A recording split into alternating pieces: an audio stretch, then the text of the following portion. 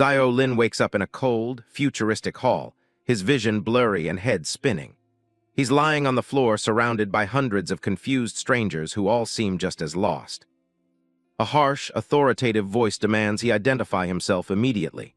Our boy can barely focus, sweat dripping down his face as he tries to process exactly where he is and how he got here.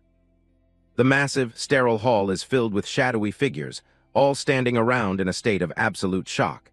It looks less like a school and more like some high-tech, futuristic holding facility.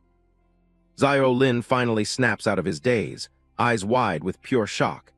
He has no memory of this place and is completely caught off guard by the strange situation he's in.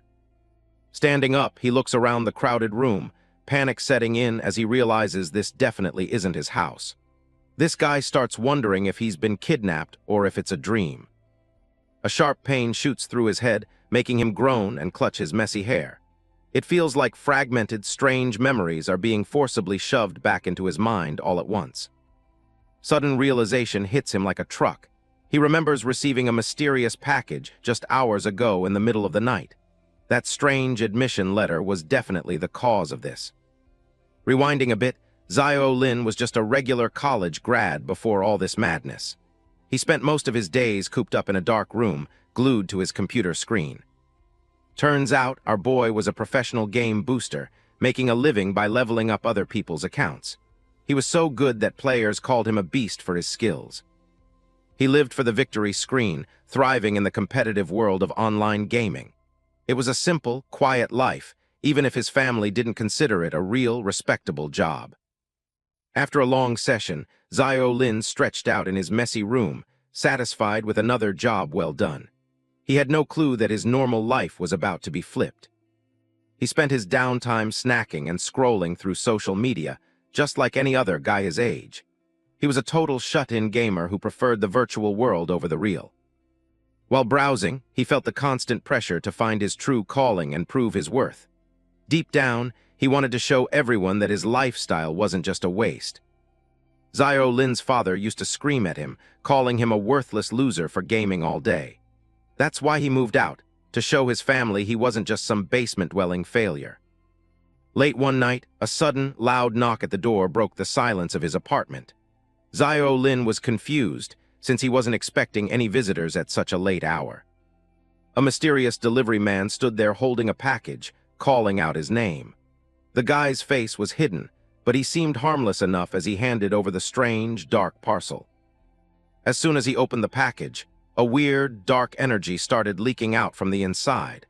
This definitely wasn't anything he'd ordered, and he immediately knew something was very wrong.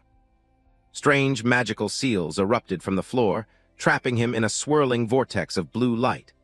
Our boy could only watch in terror as his bedroom began to dissolve into air. A holographic message appeared, congratulating him on being admitted to Dawn Academy. Before he could react, the system initiated a forced teleportation, ripping him away from his life on Earth. In a blinding flash of energy, he was gone. The only thing left behind in his empty room was the tray from the delivery, sitting abandoned on the cold, dark floor. Back in the present, Zio Lin clenches his teeth, realizing he's been kidnapped to this academy.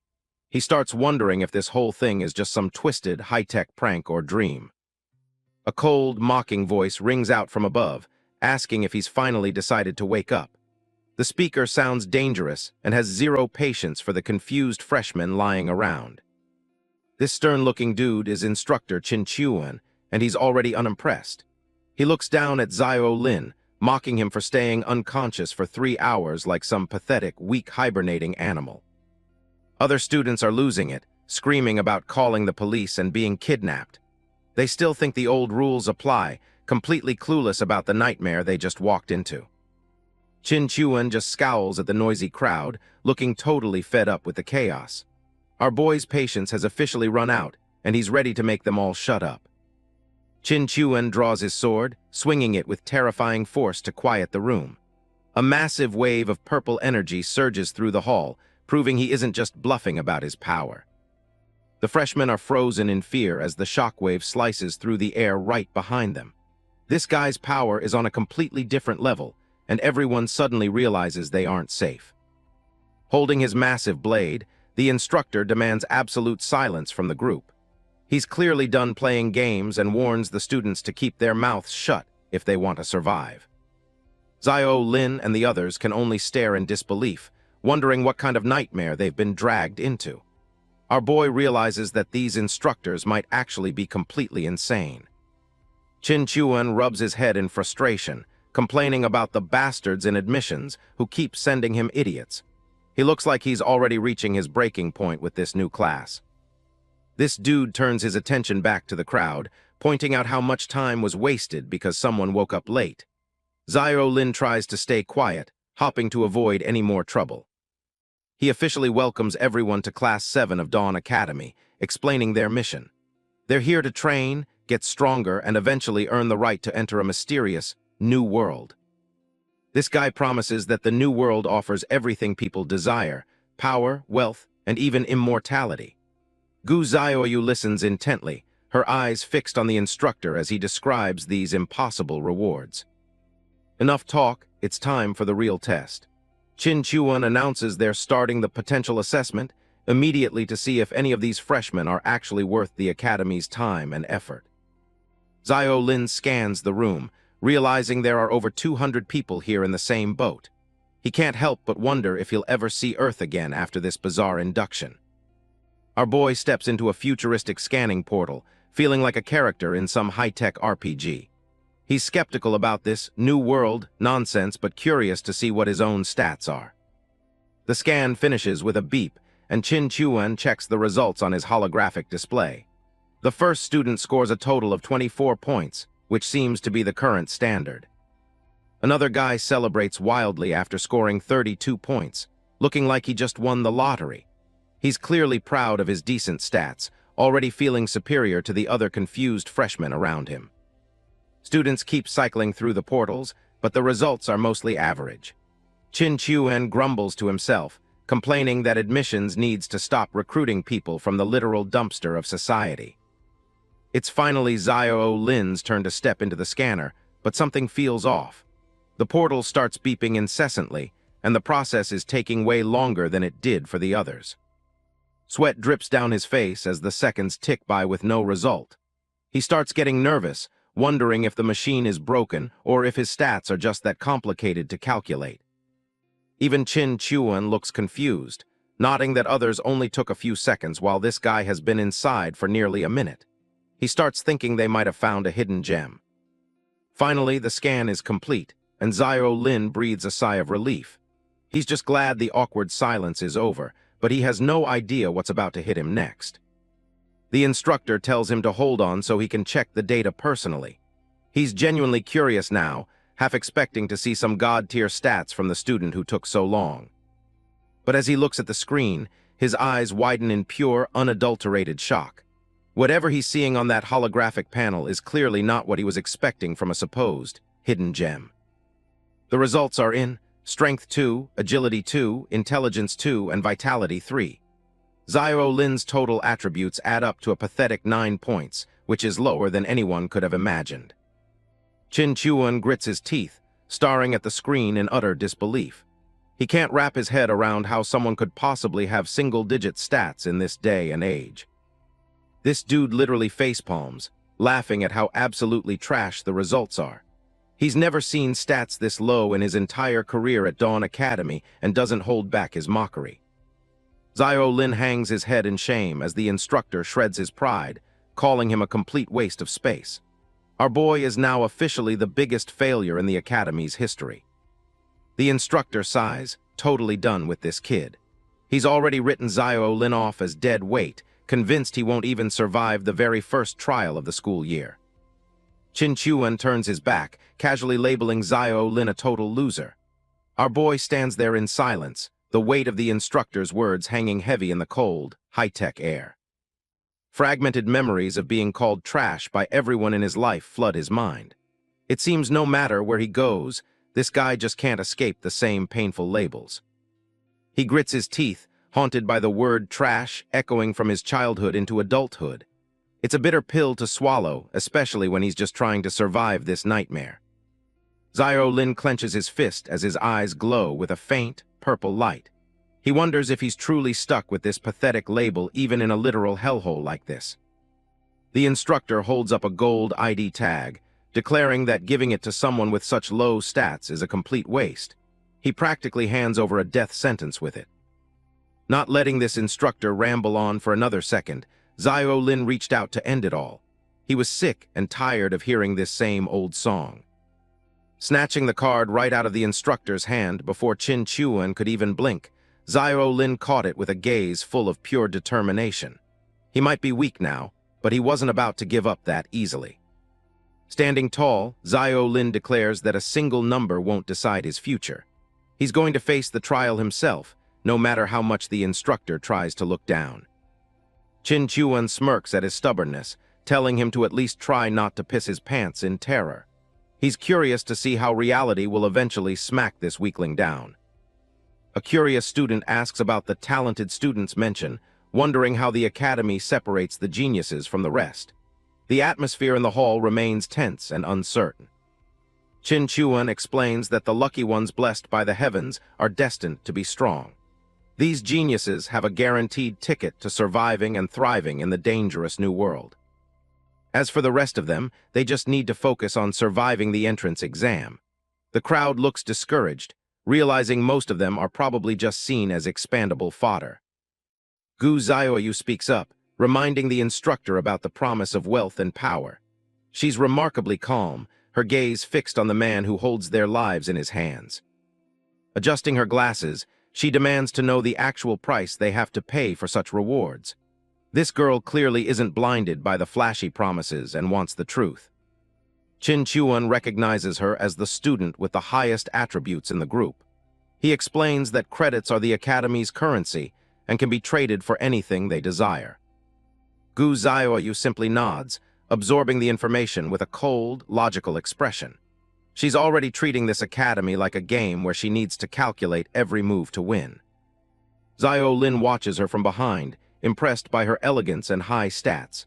He realizes the gap between them is massive, especially since the instructor treats her with such respect. Qin Chuan tells everyone to mentally chant check attributes to see their status windows. It's the standard RPG mechanic, but here, the numbers literally mean the difference between life and death. Following the instructions, Zio Lin holds up his ID tag as it begins to glow. He's anxious to see his full profile, even if he already knows the stats are terrible. His status window appears, showing his pathetic stats and a remaining lifespan of 60 years. He freezes in horror as he reads the warning that every death deducts 10 years. The entire room erupts in panic as students realize their lives are literally on the line. The idea of measuring lifespan like a currency is too much for many to handle. Suddenly, a sharp beeping sound rings in Zio Lin's ears, catching him completely off guard. His teal eyes widen as he senses something strange happening within the academy system. A special notification pops up, announcing that abnormal fluctuations have been detected. It seems the system has found something hidden deep within our boy that even the instructors missed. Zio Lin freezes as purple energy swirls all around him. Our boy can't believe it. The guy everyone called a loser just awakened some serious power out of nowhere. He's totally losing it, his head spinning while staring at the system notification. This is exactly what he needed to survive, but it's honestly a lot to take in right now. Zio Lin looks around nervously, realizing that he's the only one who can hear the strange system notifications. Even the sharp-eyed instructor Qin Chuan seems completely oblivious to what's happening right now. A holographic window floats before him, but the system is struggling to identify the new power. Both the talent's name and its level are listed as unknown with no match in the database. The detailed analysis reveals a passive effect that boosts learning efficiency by 100%. It even grants an active ability to replicate skills once a week, making it incredibly versatile for survival. Since this power has no precedent, the system grants Zio Lin naming rights. He ponders for a moment, weighing the importance of a name that truly reflects his unique learning and replication abilities. Our boy narrows his eyes with a newfound sense of purpose, deciding to keep things simple and direct. He's done being the loser and is ready to embrace whatever this new gift offers. Bathed in a vibrant purple aura, Zio Lin strikes a confident pose as he finalizes his decision. He chooses the name Academic Prodigy, a perfect fit for a guy who masters everything instantly. The system processes his input, officially registering the talent as Academic Prodigy at level 1. It then begins a final evaluation to determine exactly how powerful this new talent actually is. The screen flashes with a massive SS rank, confirming that Zio Lin has awakened one of the highest tiers of power possible. Our boy stands tall, finally feeling like he belongs here. In a close-up of his teal eyes, you can see the flicker of pure determination and excitement. This is the turning point he needed to flip the script on everyone who mocked him. Zio Lin reflects on how even someone as strong as Qin Chuan couldn't sniff out his hidden talent. Meanwhile, the instructor continues to berate the other students who are shivering in fear. He stares at the notification in disbelief, the words SS-rank talent finally sinking in. This is the kind of power that people in this world would kill for, and it's all his. With a smirk and a fierce gaze, Zio Lin feels ready to take on the world. This hidden talent is his ultimate trump card, and he's going to use it to survive. The spiky-haired guy is absolutely losing it, frantically questioning the instructor. He only has 9 years of life left, but the rules state a single death costs 10. That means he'd be game over before he even gets a chance to start. Instructor Qin Chuan, the battle-scarred man, is not the patient type. He socks our boy right in the head, calling the students idiots for complaining about the rules of their new life here. Qin Chuan leans in close, laying out the cold, hard price. If he dies just once, his lifespan hits 0 and he'll vanish for good. This isn't some game, it's a literal death sentence. But there is a catch. Here, life is a resource. Finish missions, get stronger, and you can actually buy more years. It is a high-stakes economy where your heartbeat is the currency. Watching this unfold, Zio Lin is left reeling. He was just a low-level game booster, and now he's trapped in a place where his literal life is being measured and bartered by the second. The Academy promises a path to changing your destiny. Qin Chuan paints a picture of absolute power, showing what they can become if they actually survive the brutal training that lies ahead. It is not just about muscles. Knowledge, treasure, and a longer life are all waiting for those who can climb the ranks. The rewards are just as massive as the risks involved. Qin Chuan even mentions immortality. With enough credits and points, you could live forever. He points toward a cosmic future that seems impossible for a guy with trash stats like Zio Lin. Gu Zioyu, the elegant girl with glasses, finally speaks up. She wants to know if these bizarre rules only work inside the academy or if they will apply everywhere else too. The instructor confirms the bad news. Once you are a student here, the law applies everywhere, even back on Earth. There is no escaping the system once you have been chosen. Enough talking. Qin Chuan announces that the entrance exam is starting right now. The freshmen look around nervously, realizing there is no way out but to face whatever is coming next. He orders everyone to stay exactly where they are. Raising his hand, Qin Chuan prepares to send the entire group into their first trial, his voice booming through the futuristic hall. The teleportation sequence begins. Huge glowing panels line the walls as the countdown starts, signaling the transition from the safety of the academy to the extreme dangers of the trial zone. Gu Zioyu stands firm as the timer hits 3. While the other students are visibly panicking, she remains perfectly calm, ready to prove why she is the top-ranked freshman in the batch. Zio Lin grits his teeth, looking determined. He knows he is the weakest person here, but he is not ready to lose his remaining years without putting up a real fight first. In a flash of purple energy, the hall erupts. The teleportation magic takes hold, whisking all 200 students away to a mysterious and deadly forest known as the Goblin Nest. Left alone in the empty hall, Qin Chuan sighs in frustration. He is worried that this batch of trash freshmen will ruin his instructor evaluation score. Talk about having some bad luck. But just as he's wondering if anyone can truly defy the odds, a sudden burst of laughter from behind makes him spin around. Another instructor walks in, casually puffing on a cigar. He calls out to old Qin, clearly in a much better mood than our grumpy instructor after seeing his own student stats. This new guy is thrilled because his class produced an A-rank and a B-rank student. He is basically bragging, thinking he has landed the best batch of the year without any effort. Chin Chuan brushes him off, mentioning his own genius with over 40 stats. They start gossiping about the legendary SS rank freshman rumored to have appeared in the Eagle Nation last year. But Chin Chuan quickly dismisses the rumors. He claims that SS rank talents are just a myth with no real record, and even S ranks are rare enough to count on one hand. Meanwhile, the students land deep inside the goblin nest.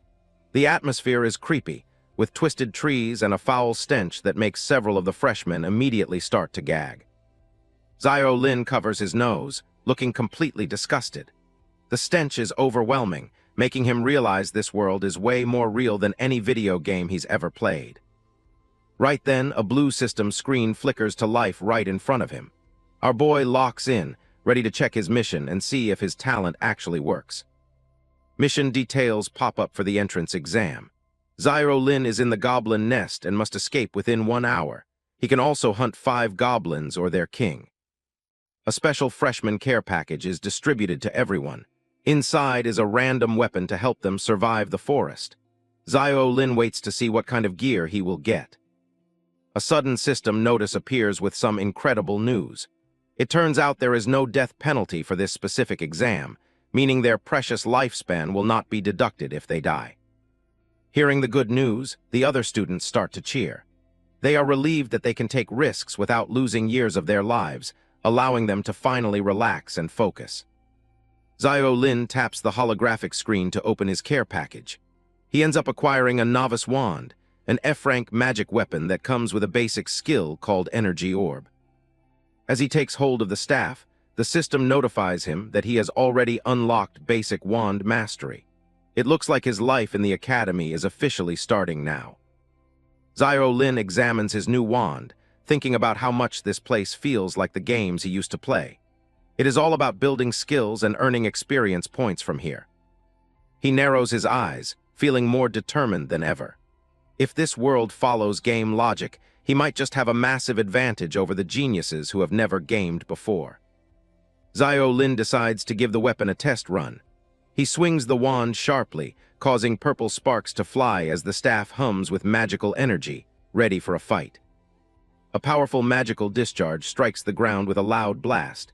Zio Lin is testing his limits, seeing exactly how much force a basic novice wand like this can actually produce.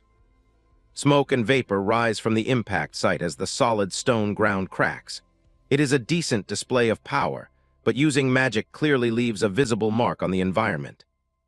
To his surprise, just using the weapon grants him 2 mastery experience points.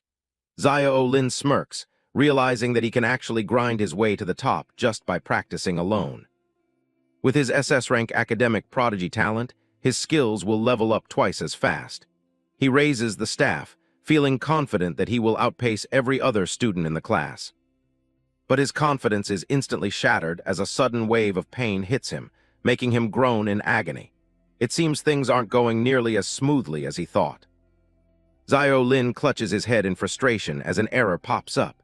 His mana pool is way too small to cast spells, which makes the novice wand practically useless for him. Nearby, a muscular bully named Wang Dalin cheers after unlocking heavy sword mastery. Zio Lin watches him, realizing that simple physical weapons might actually be the key to gaining experience. He observes the other students trying out their gear.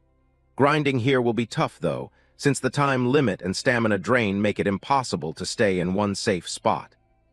Looking at his useless wand, Zio Lin decides he needs a physical weapon instead. He needs something that matches his stats and lets him maximize his insane SS rank leveling advantage. Right then, Gu Xiaoyu approaches him, asking if he is willing to trade weapons. She looks at his magic wand with a very specific and focused interest. She explains that she knows casting spells requires mental power and mana. Since she has high intelligence stats, she realizes that magic is the only real choice for her. Gu Xiaoyu bluntly tells him that the wand would suit her better, implying he is not a good fit for it. She is definitely a direct and no-nonsense type of girl. Zio Lin recognizes her as the top student from the earlier test. He introduces himself with a calm smile, curious about why this elite girl would want to deal with him. Gu Zioyu does not waste any time and asks him again about the trade. She is focused purely on efficiency, wanting to optimize her equipment before they head deeper into danger. Zio Lin hands over the wand and gives her a quick heads-up.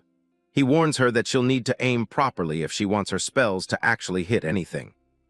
In exchange, he finally grabs a short sword. Zio Lin smirks as he grips the hilt. This physical weapon feels way more natural and effective for his current build. Zio Lin realizes that to clear this entrance exam smoothly, he really needs a reliable teammate. He turns his attention back to Gu Zioyu, the top student with the insane stats. He flashes a confident smile and calls out to Gu Zioyu, asking if she would like to team up. It seems like a smart move given their newly traded equipment.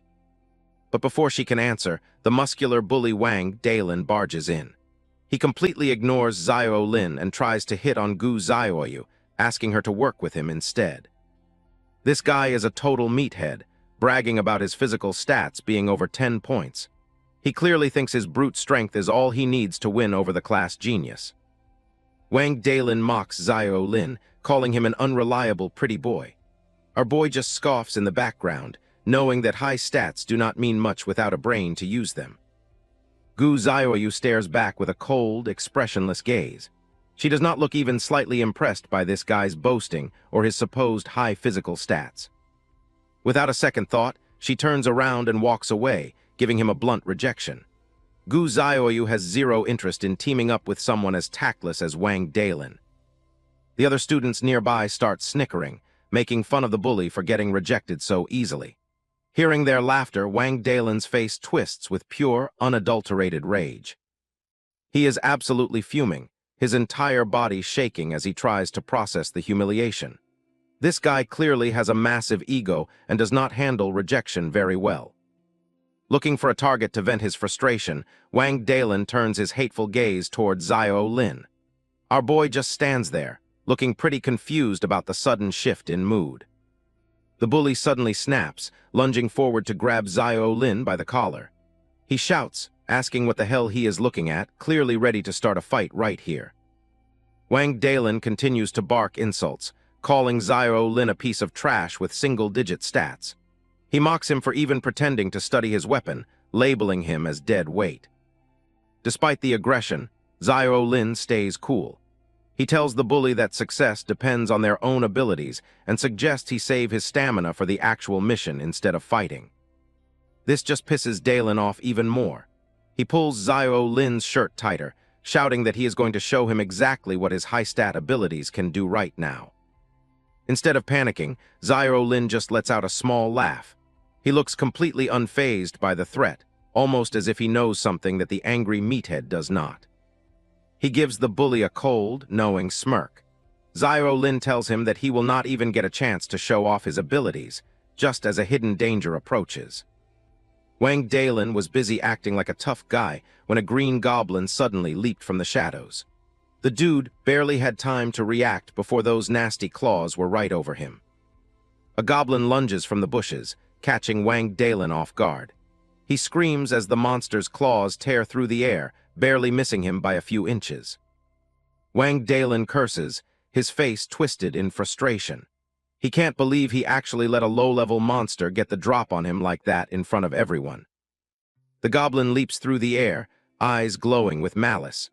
It's relentless, determined to take down the loud-mouthed freshman before he can even pull out his weapon. Recovering quickly, Wang Dalin swings his massive sword. He lets out a roar of effort as his heavy blade slices clean through the creature's neck in one motion.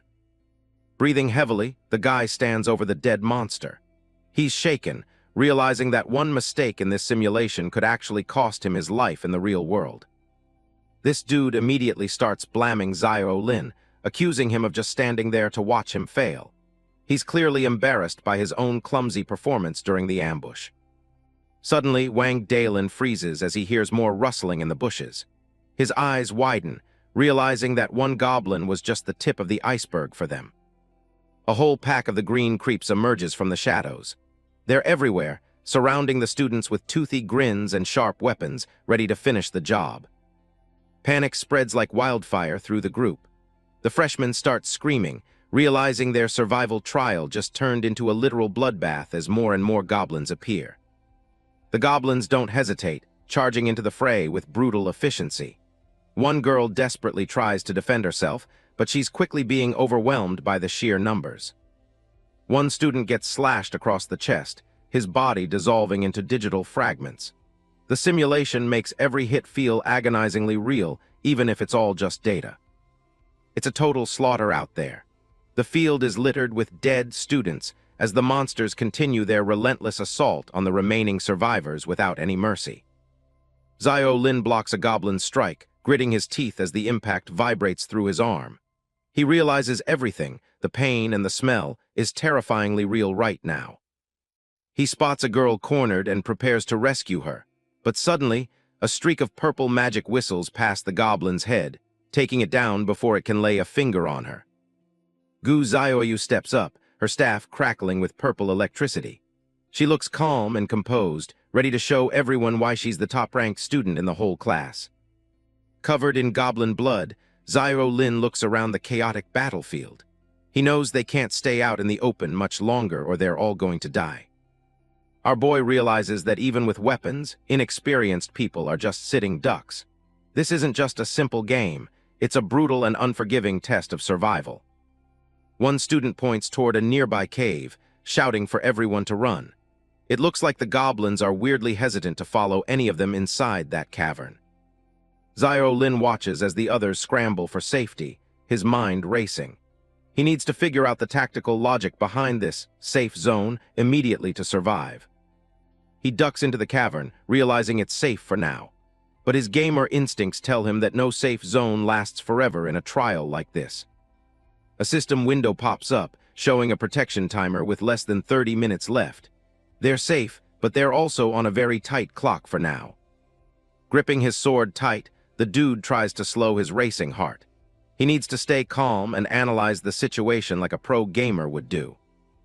Zio Lin stares into the darkness, his expression hardening. He refuses to just sit around and wait for the monsters to finish them all off later today. Kim Dane starts swinging his sword against the cave wall, focusing on his form. Turns out, the system actually rewards his hard work with some sweet experience points. He realizes he can grind his mastery level right here in safety.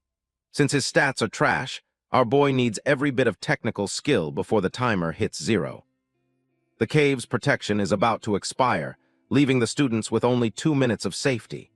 Panic immediately sets in as they realize their temporary sanctuary is about to vanish. Freshmen argue desperately, claiming the mission is impossible due to the monster's insane speed. They're convinced they'll be slaughtered the second they step back out into the simulation. Gu Zioyu sits quietly against the rock wall, appearing surprisingly calm compared to the others. Even with dirt on her uniform, she maintains an air of quiet, cold intelligence.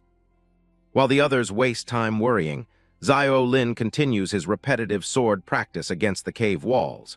He's determined to squeeze every last drop of experience out of these final minutes.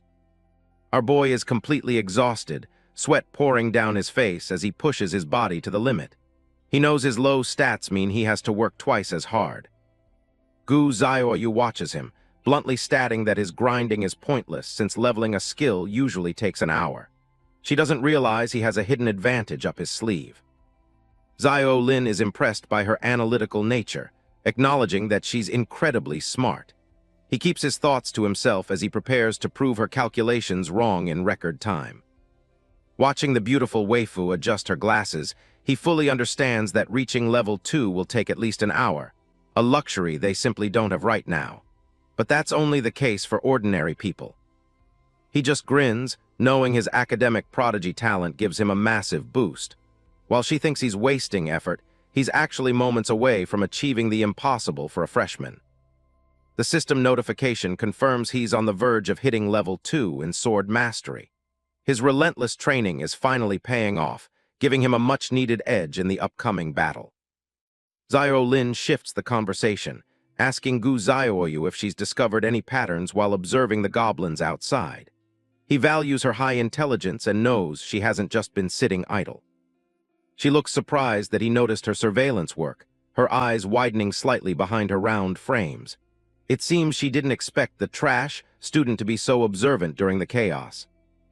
He casually mentions that it's just like playing a video game where checking the guide is essential.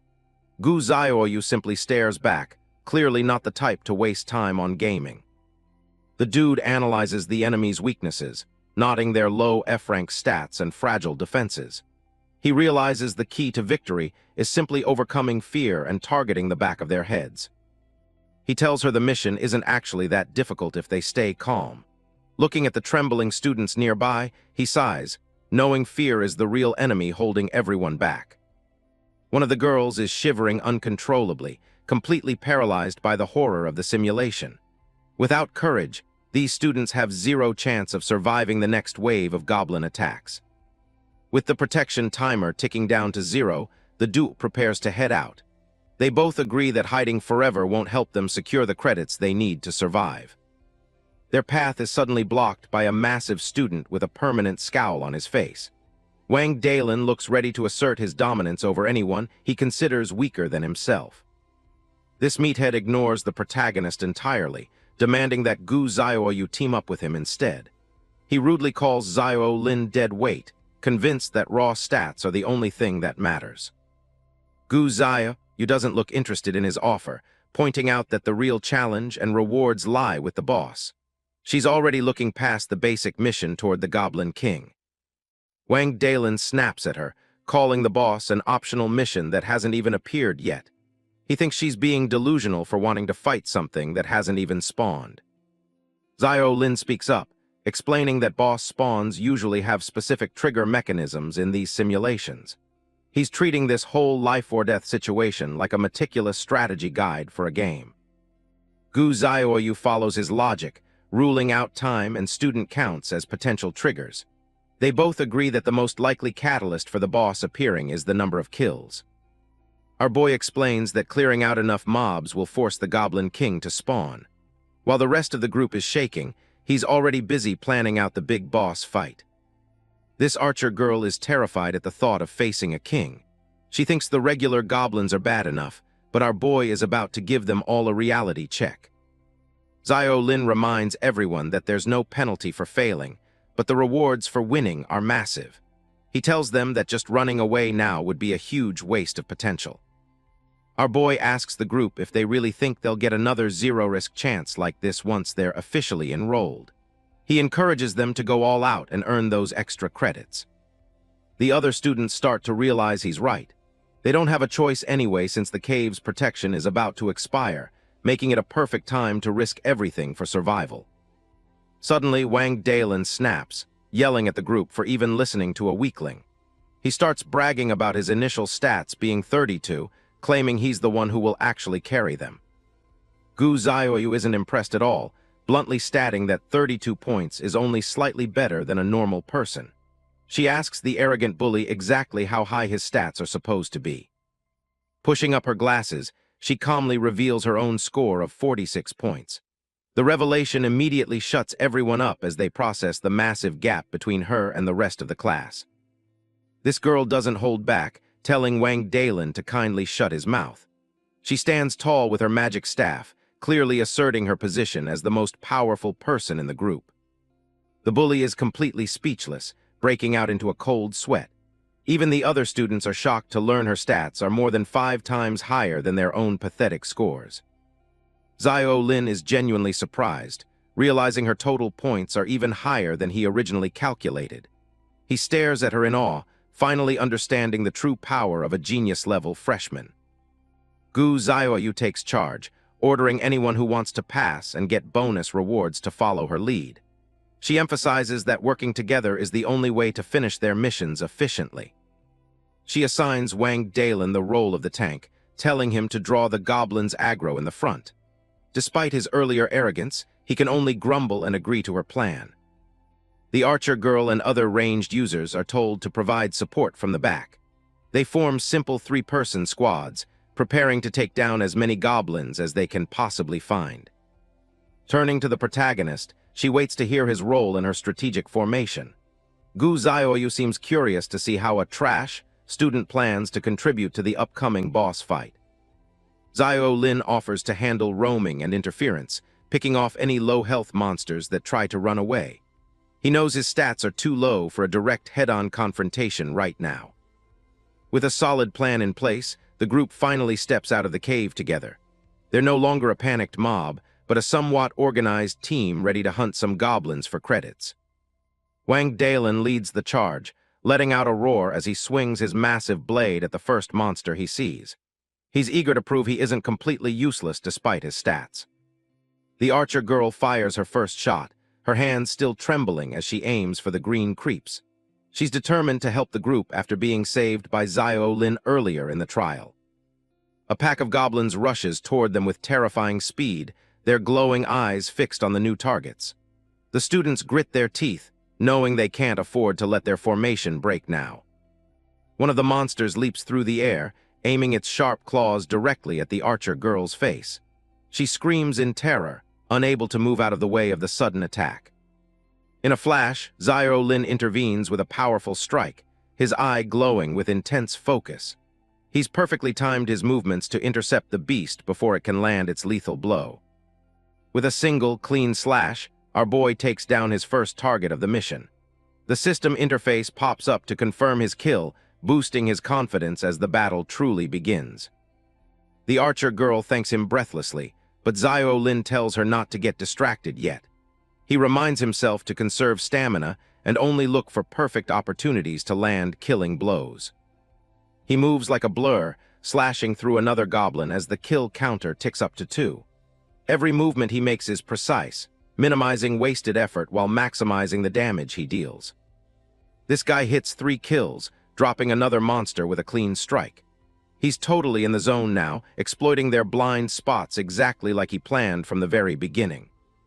That's 4 in record time. Our boy is proving that brains can actually beat raw stats, and his efficiency is finally starting to draw some serious attention from the crowd. The other students are starting to notice how efficiently the protagonist is fighting.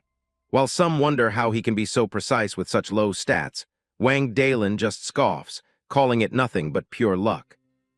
Gu Xiaoyu is far more observant, realizing that our boy's movements are actually calculated.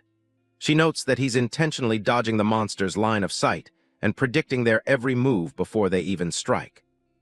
Xiao Lin takes a brief moment to catch his breath as his training finally yields results. The system confirms he's earned enough experience to level up his sword mastery, reaching level 2 in record time. He remembers the 2 months he spent grinding in a VR simulator before coming to the academy. All those hours of repetitive practice were worth it, giving him the precision he needs to survive this trial. A new prompt appears on his system interface, signaling that his progress hasn't gone unnoticed. He's reached a significant milestone that the Academy's automated tracking system is now preparing to acknowledge with a special reward. The system completes a database scan and announces that he's the first freshman in this batch to level up a skill.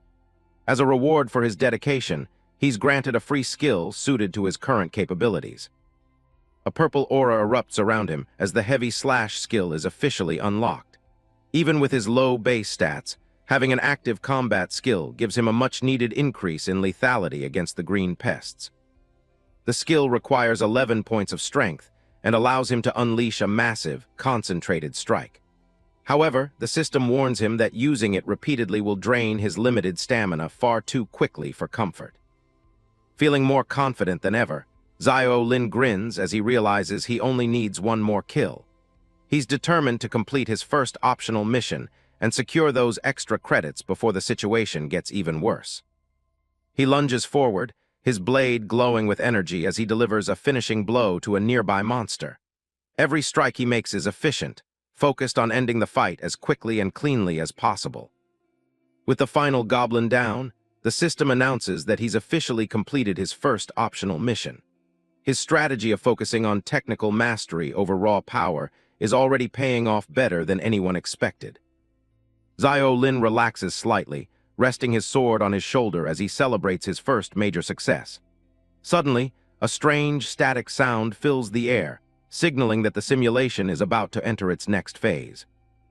The remaining goblins begin to vanish into blue pixels right in front of the confused students. Even the arrogant Wang Dalen is left bewildered, unable to understand why their targets are suddenly disappearing into thin air. The bully yells in frustration, demanding to know what's happening as the glitches in the simulation grow louder. It's clear that the trial is no longer following the standard patterns they were briefed on earlier. A system announcement blares across the field, stating that a hidden condition has been met now that the population is reduced. The freshmen freeze in terror as they realize they've accidentally triggered the boss. Birds scatter from the forest canopy as a massive shadow looms over the trees, casting the entire area into darkness. The arrival of the Goblin King is preceded by an overwhelming aura of pure malice. Zio Lin stands his ground, looking up at the towering monstrosity that stepped out into the clearing. The real battle for survival is about to begin as the king prepares to crush the tiny intruders. Just when things couldn't get worse, the Goblin King made his entrance. This towering behemoth loomed over the freshmen, his glowing yellow eyes locking onto his next targets with pure hunger. He let out a bone-chilling roar that shook the very ground. The sheer pressure of his aura felt like a physical weight, pinning the terrified students where they stood in shock. The resulting shockwave was so intense that the students had to cover their ears. It felt like their eardrums were on the verge of bursting from the sheer volume of it. This archer girl gritted her teeth, barely able to keep her balance amidst the chaos. The power gap between them and this boss was clearly on a whole different level. Zio Lin and Gu Zioyu stood firm, their eyes fixed on the massive threat ahead. Even with her superior stats, this girl looked visibly shaken by the monster's overwhelming presence. A system window popped up, confirming their worst fears. This wasn't just another mob, it was the dungeon boss, the Goblin King, with a massive health bar to match his size. His face was a mask of pure malice, framed by massive horns and sharp tusks. One look into those glowing eyes was enough to tell anyone they were in deep trouble. Zio Lin noticed something strange. All the other goblins had vanished into digital pixels. The boss was clearing the stage, and now it was just them against the king in this arena. The students stared in horror at the massive HP bar hovering above the monster. It was longer than their own lifespans, making victory seem like an impossible dream for this class. One student completely lost his cool and bolted, shouting that he was out. Zio Lin tried to stop him, but the guy was too consumed by panic to even listen. Our boy quickly analyzed the situation, noticing a critical trait of these monsters. Their field of vision was narrow, meaning there was a slight chance to exploit their blind spots. However, that advantage was balanced out by their incredible sense of smell and hearing. These weren't just dumb beasts, they were apex predators designed to hunt down any intruders they found. The coward's frantic movements immediately drew the Goblin King's aggro. The giant loomed over him, preparing to turn the fleeing student into a permanent part of the dungeon's blood-soaked floor. Right then, Wang Dalin stepped up, trying to rally the group with his typical bravado. He shouted for everyone to stop being afraid and just overwhelm the beast with numbers. Feeling cocky, the muscular student charged forward with his sword raised high. He aimed a heavy blow at the boss, thinking his high stats would be enough to secure a win. But the Goblin King's glowing eye tracked his every move with terrifying precision. The monster wasn't even bothered by the tiny human's attempt at an attack, simply waiting for the moment. In a flash of movement, the boss landed a brutal kick right into the dude's stomach. The impact was sickeningly loud, completely cutting off Wang Dalin's aggressive and reckless charge. A massive shockwave erupted from the point of contact, tearing through the air. The sheer force behind that single strike was enough to shake the entire forest to its roots. Wang Dalin let out a choked cry as he was sent tumbling backward. His sword slipped from his grip, useless against the overwhelming power of the dungeon's terrifying master. As he hit the ground, his body began to dissolve into blue digital pixels. This guy was out of the trial, leaving the rest of the class even more vulnerable. Panic spread like wildfire as the students realized their strongest fighter was gone in a single hit. They began to scatter, screaming for their lives as the formation completely collapsed. The Goblin King let out another deafening roar, clearly enjoying the chaos. He lunged at another group of terrified students, determined to finish what he started with this fresh batch. With one massive foot, the monster crushed another student into the earth. There was no mercy here. The simulation was proving to be a brutal lesson in true survival. The green giant swung his massive club, sending students flying like ragdolls. It was a total slaughter, and no one seemed strong enough to stop this monster's rampage. Even the top archer girl got caught in the blast, her body being tossed aside by the force. The whole trial was quickly turning into a total nightmare. The Goblin King towers over the archer girl, his massive frame casting a shadow of certain death. Trapped on the ground, the student can only stare in sheer terror as the monster prepares to deliver the final blow. Right at that moment, an eerie purple blast strikes the boss's arm. The sudden attack catches the boss off guard, leaving it with an expression that is anything but happy. Watching the system from afar, the boss's massive health bar remains a spine-chilling sight. The lucky archer scrambles to her feet, desperately trying to retreat out of the monster's reach before it's too late. Gu Xiaoyu grits her teeth in frustration after her magic only manages to hit its arm. She realizes that no matter how high her stats are, landing a decisive blow on a giant that moves this fast is nearly impossible. She quickly analyzed the mechanics of the fight, noting that hitting the monster's limbs wouldn't do much damage. To truly take it down, she needed to land a direct hit on its vitals. The girl's mind raced back to her original strategy. She had hoped the others would tank the damage while she provided cover, but reality was proving to be far more brutal. The formation had completely collapsed as the other students fled for their lives. Gu Xiaoyu was left alone on the battlefield, facing the full, terrifying might of the Goblin King by herself. With every heavy footstep, the monster drew closer to the cornered student. Her plan had been way too idealistic, and now she was paying the price for underestimating the dungeon's true difficulty. The Goblin King raised his massive club, his yellow eyes glowing with a predatory hunger. Gu Xiaoyu stood her ground, but her trembling hands betrayed the sheer terror she was currently feeling. Just as the blow was about to land, Xiao Lin's voice rang out across the field. He screamed for her to run, refusing to let the class's star student get crushed like a bug. Our boy didn't just shout, he leaped into action with his eyes glowing with a mysterious blue light. He was moving faster than ever, ready to intercept the boss's lethal and crushing attack. The Goblin King let out a deafening roar, clearly annoyed by the tiny human's interference. He gnashed his teeth and swung his club, determined to sweep away anyone who stood against him. Xiao Lin's sword clashed against the monster's weapon, sending sparks flying everywhere. He wasn't trying to overpower the beast, he was simply buying time for Gu Xiaoyu to escape the kill zone.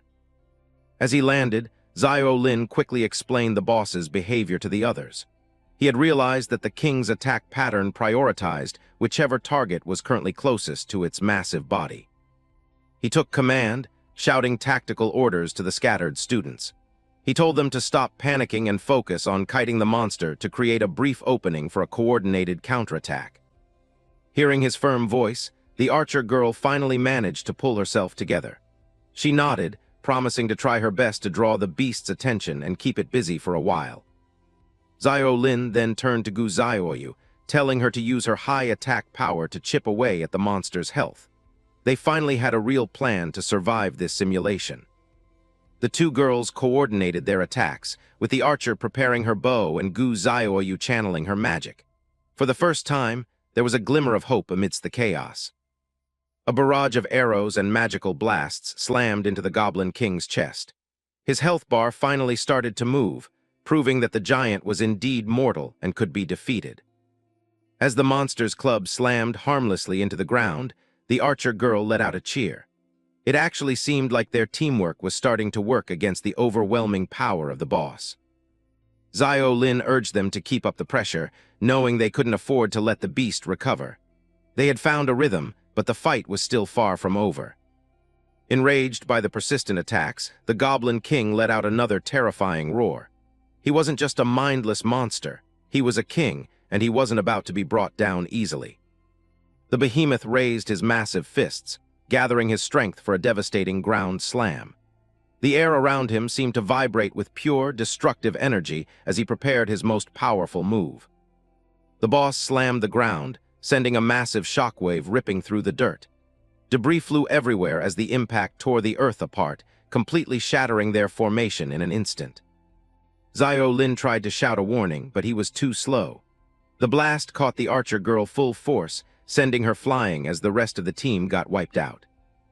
The Goblin King stood tall, a massive green mountain of muscle and malice. With his long black braids and glowing yellow eyes, he looked ready to crush anyone left on the battlefield. Now only Zio Lin and Gu Zioyu remained to face the boss. They stood side by side amidst the ruins of their formation, two freshmen against a monster that had just decimated their entire class. Gu Zioyu looked at our boy, her voice trembling slightly as she asked if they actually had a chance. With everyone else gone, the odds of winning seemed almost non-existent to her. Zio Lin didn't panic, though he almost used gamer terms by accident. He asked how much mental power she had left, needing to know exactly how many energy orbs she could still fire. This girl gripped her staff tight, admitting she could only manage 2 more shots at most. It wasn't much, but in a life-or-death situation like this, it would have to be enough. He told her that hitting the head deals critical damage, but she worried about the beast's speed. Accuracy was a major issue when their target was moving like a blur of green fury. Zio Lin just smirked, his eyes narrowing with a newfound confidence. If the monster was too fast to hit, he would simply find a way to lock it down and make it stay still. Right then, he activated his hidden talent, Academic Prodigy. His eyes began to glow with an intense blue light as the system interface appeared, signaling that he was finally playing for real. The system scanned the boss, detecting its signature shockwave skill. This F-rank ability dealt massive impact damage and could stun anyone within range for a full 3 seconds, making it incredibly dangerous. He thought back to his past, remembering how everyone used to call him a worthless loser. Back then, his unique talent was seen as completely useless, but everything was about to change. With dark energy swirling around him, Zio Lin declared that this was finally his battlefield. He wasn't just some trash freshman anymore. He was a tactical genius with a world-breaking ability. The system chimed with a successful copy of the Goblin King's shockwave skill. With the boss's own power now at his disposal, our boy prepared to turn the tide of this encounter. Zio Lin watches the Goblin King with a cold, blue light in his eyes. He's not just looking for an opening. He's analyzing the boss's every movement with a gamer's precision. The giant monster raises its arms, gathering massive energy for a shockwave attack. Zio Lin doesn't flinch, charging straight toward the danger as the ground begins to crack. He calculates the timing perfectly, knowing the Goblin King's height makes its wind-up slower than his own. Since he copied the skill earlier, he's confident his version will activate first. A system window flickers to life as Zio Lin triggers the copy shockwave skill. His pupils dilate, focusing entirely on the point where he needs to strike to disrupt the boss. The two forces collide midair in a spray of sparks. Zio Lin's blade meets the Goblin King's brute strength, the impact sending vibrations right up his arms. A massive explosion of light erupts as the interruption succeeds. The Goblin King is caught off guard, its own energy backfiring and sending it reeling. The monster roars in frustration, its body glowing with residual energy as it stumbles back. Its massive frame is momentarily defenseless, creating the opening Zio Lin was looking for. Zio Lin jams his sword into the ground to steady himself against the aftershocks. He's panting, the strain of using such a high-level skill clearly taking a toll on his body. He catches his breath for a split second, satisfied that his line of thinking was correct. His mind is already racing through the numbers, keeping track of every strategic advantage. The Goblin King recovers faster than expected, preparing for another strike. Zio Lin glances at his HUD. The shockwave skill has a 30-second cooldown, and he's still 22 seconds away. The air crackles with purple lightning as the boss prepares a devastating follow-up. A blast of energy ripples through the area, forcing the freshmen to stay on their toes. Gu Zioyu stands in the distance, her staff radiating intense power. The Goblin King is being relentlessly bombarded by streaks of magical lightning, as its health bar continues to be steadily chipped away. Even so, she still couldn't believe it, wondering how someone with stats as low as Zio Lin's could possibly interrupt a boss's skill like that. She was also nearing her absolute limit, struggling to keep her staff steady for one final shot.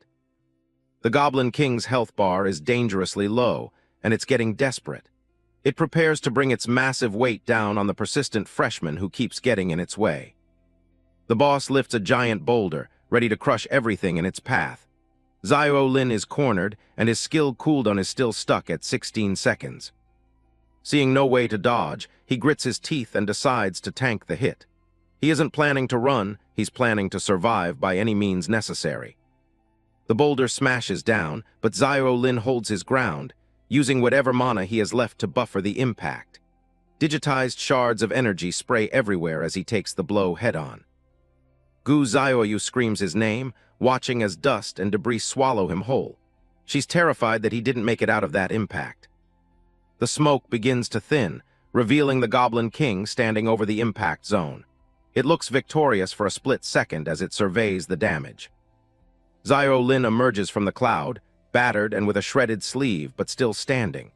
He signals that he's fine, even as the cooldown timer slowly ticks down to 10 seconds.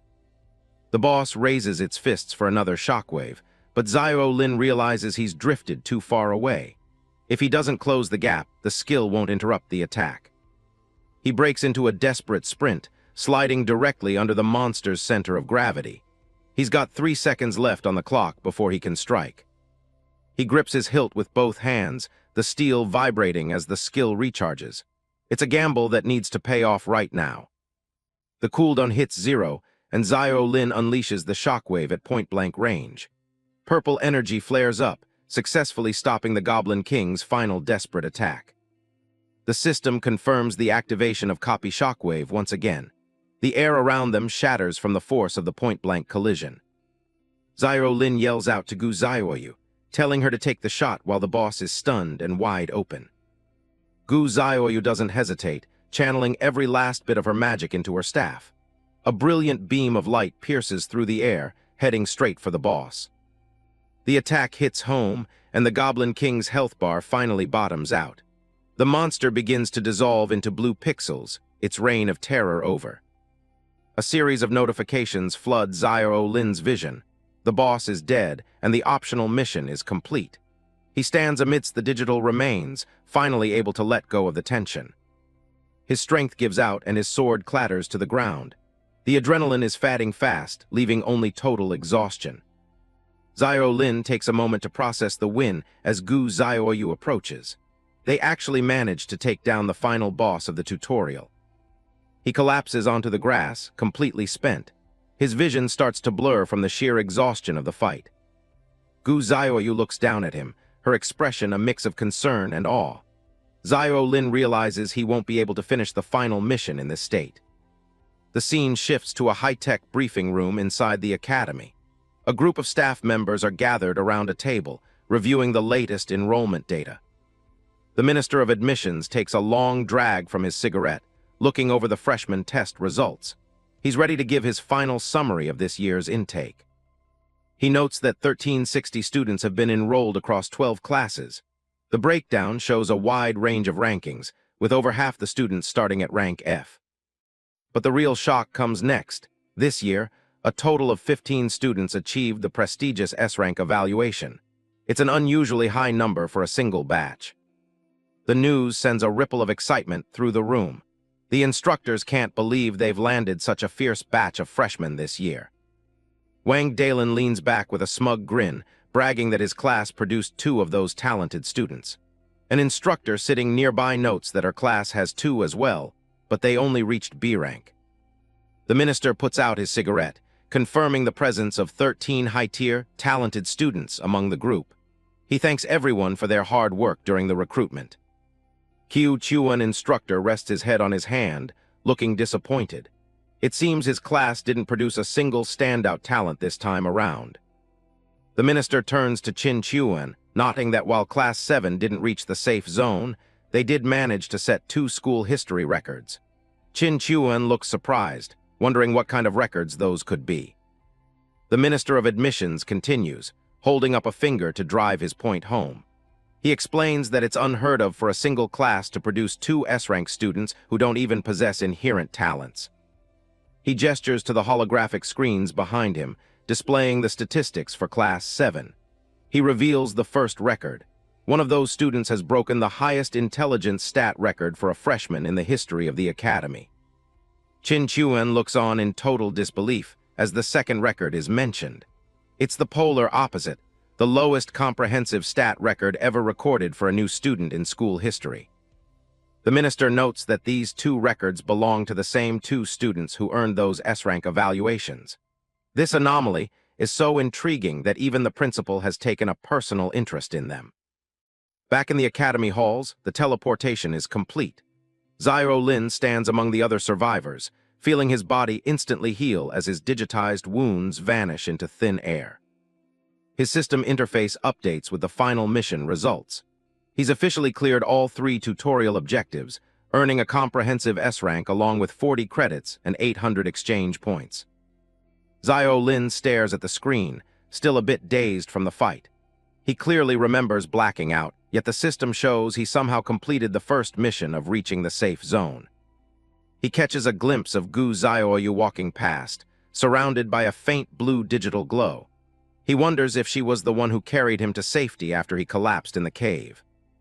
Suddenly, a familiar voice calls out his name from down the hall. A student he helped during the goblin attack comes running toward him, her face lit up with relief. She thanks him and Gu Xiaoyu profusely, knowing she wouldn't have secured an A-rank evaluation without their help. She's clearly grateful to have made it through the ordeal. The girl looks down humbly, admitting she felt useless when she was knocked out by the shockwave's aftereffects. She's desperate to know if they actually managed to kill the Goblin King after she went down. Xiao Lin gives her a small, confident smile and confirms that they finished the job. The girl is overjoyed, her faith in their abilities fully rewarded. A sharp grunt from nearby kills the mood. Wang Dalin stands there, looking thoroughly annoyed by Xiao Lin's presence and success. He scoffs, attributing Xiao Lin's survival to nothing more than dumb luck. In his eyes, someone with such garbage stats would have died hundreds of times if they hadn't clung to Gu Xiaoyu's coattails. He shuts his mouth the moment Gu Xiaoyu herself approaches. She walks past him with her usual cold composure, her eyes fixed solely on Xiao Lin. Gu Xiaoyu stops in front of Xiao Lin and adjusts her glasses. She tells him directly that she needs to speak with him alone about the battle they just finished. They move to a quiet corner of the hallway, away from the prying eyes of the other students. The atmosphere between them is quiet but heavy with unsaid questions. Gu Xiaoyu starts by thanking him for his help in the safe zone. Xiao Lin brushes it off with a casual smile, saying it was just a mutually beneficial move to maximize their rewards. She pushes her glasses up, looking him straight in the eye. She knows the truth. Without him interrupting the Goblin King's skill, she never would have found the opening for the final blow. Xiao Lin goes quiet, realizing just how perceptive she is. He can see her mental gears turning, calculating every detail of his performance during the fight. She points out that based on his stat values, it should have been theoretically impossible for him to interrupt a boss like that. She acknowledges he has secrets, but promises to keep them for him if anyone asks. Xiao Lin rubs the back of his neck, offering a sincere thank you. He's relieved she isn't planning to pry into his hidden talent or how he pulled off those moves.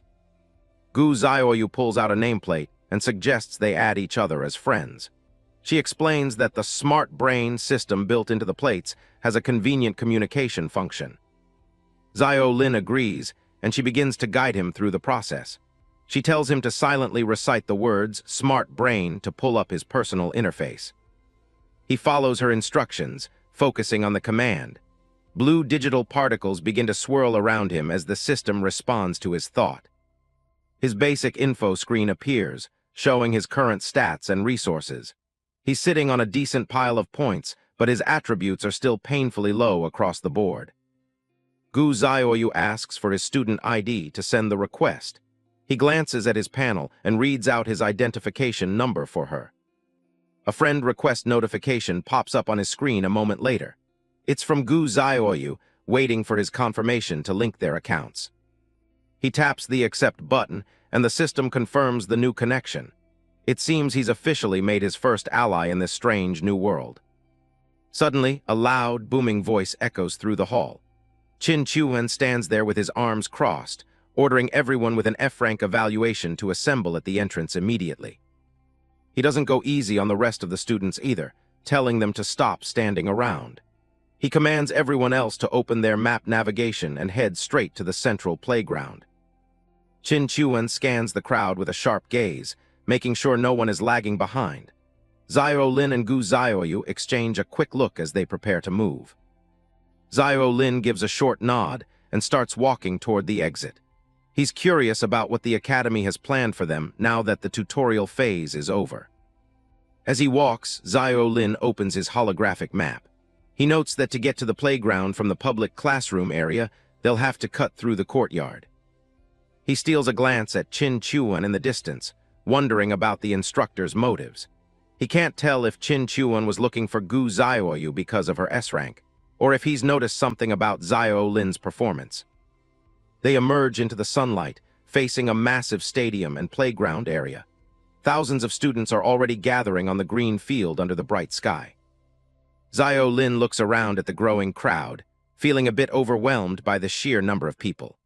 He wonders if having so many people missing from the real world at once will cause some kind of massive commotion. Gu Xiaoyu catches up to him and asks if he's doing okay. He realizes he might have been lost in his own thoughts for a second too long. A voice shouts for everyone to make way, cutting through the chatter. The crowd begins to part as the upperclassmen start to organize the massive assembly. A young man with blue hair leads the way, his expression calm and professional. He instructs the students to stand in their class formations and avoid crowding together. He steps up to a podium, flanked by other high-ranking staff members. A floating blue crystal orbits the stage, casting a soft light over the assembly. He introduces himself with a polite smile as the student council president of the academy. He's the one officially welcoming the new freshmen to their first formal ceremony. Students gather on the playground as a voice announcement echoes through the area. The principal is running late, so the ceremony is starting without him. Suddenly, a thunderous roar shakes the entire academy, drowning out the announcement. Xiao Lin looks up, his sharp eyes narrowing as he senses something massive approaching. The crowd erupts in confusion, students pointing and shouting as the sound grows louder.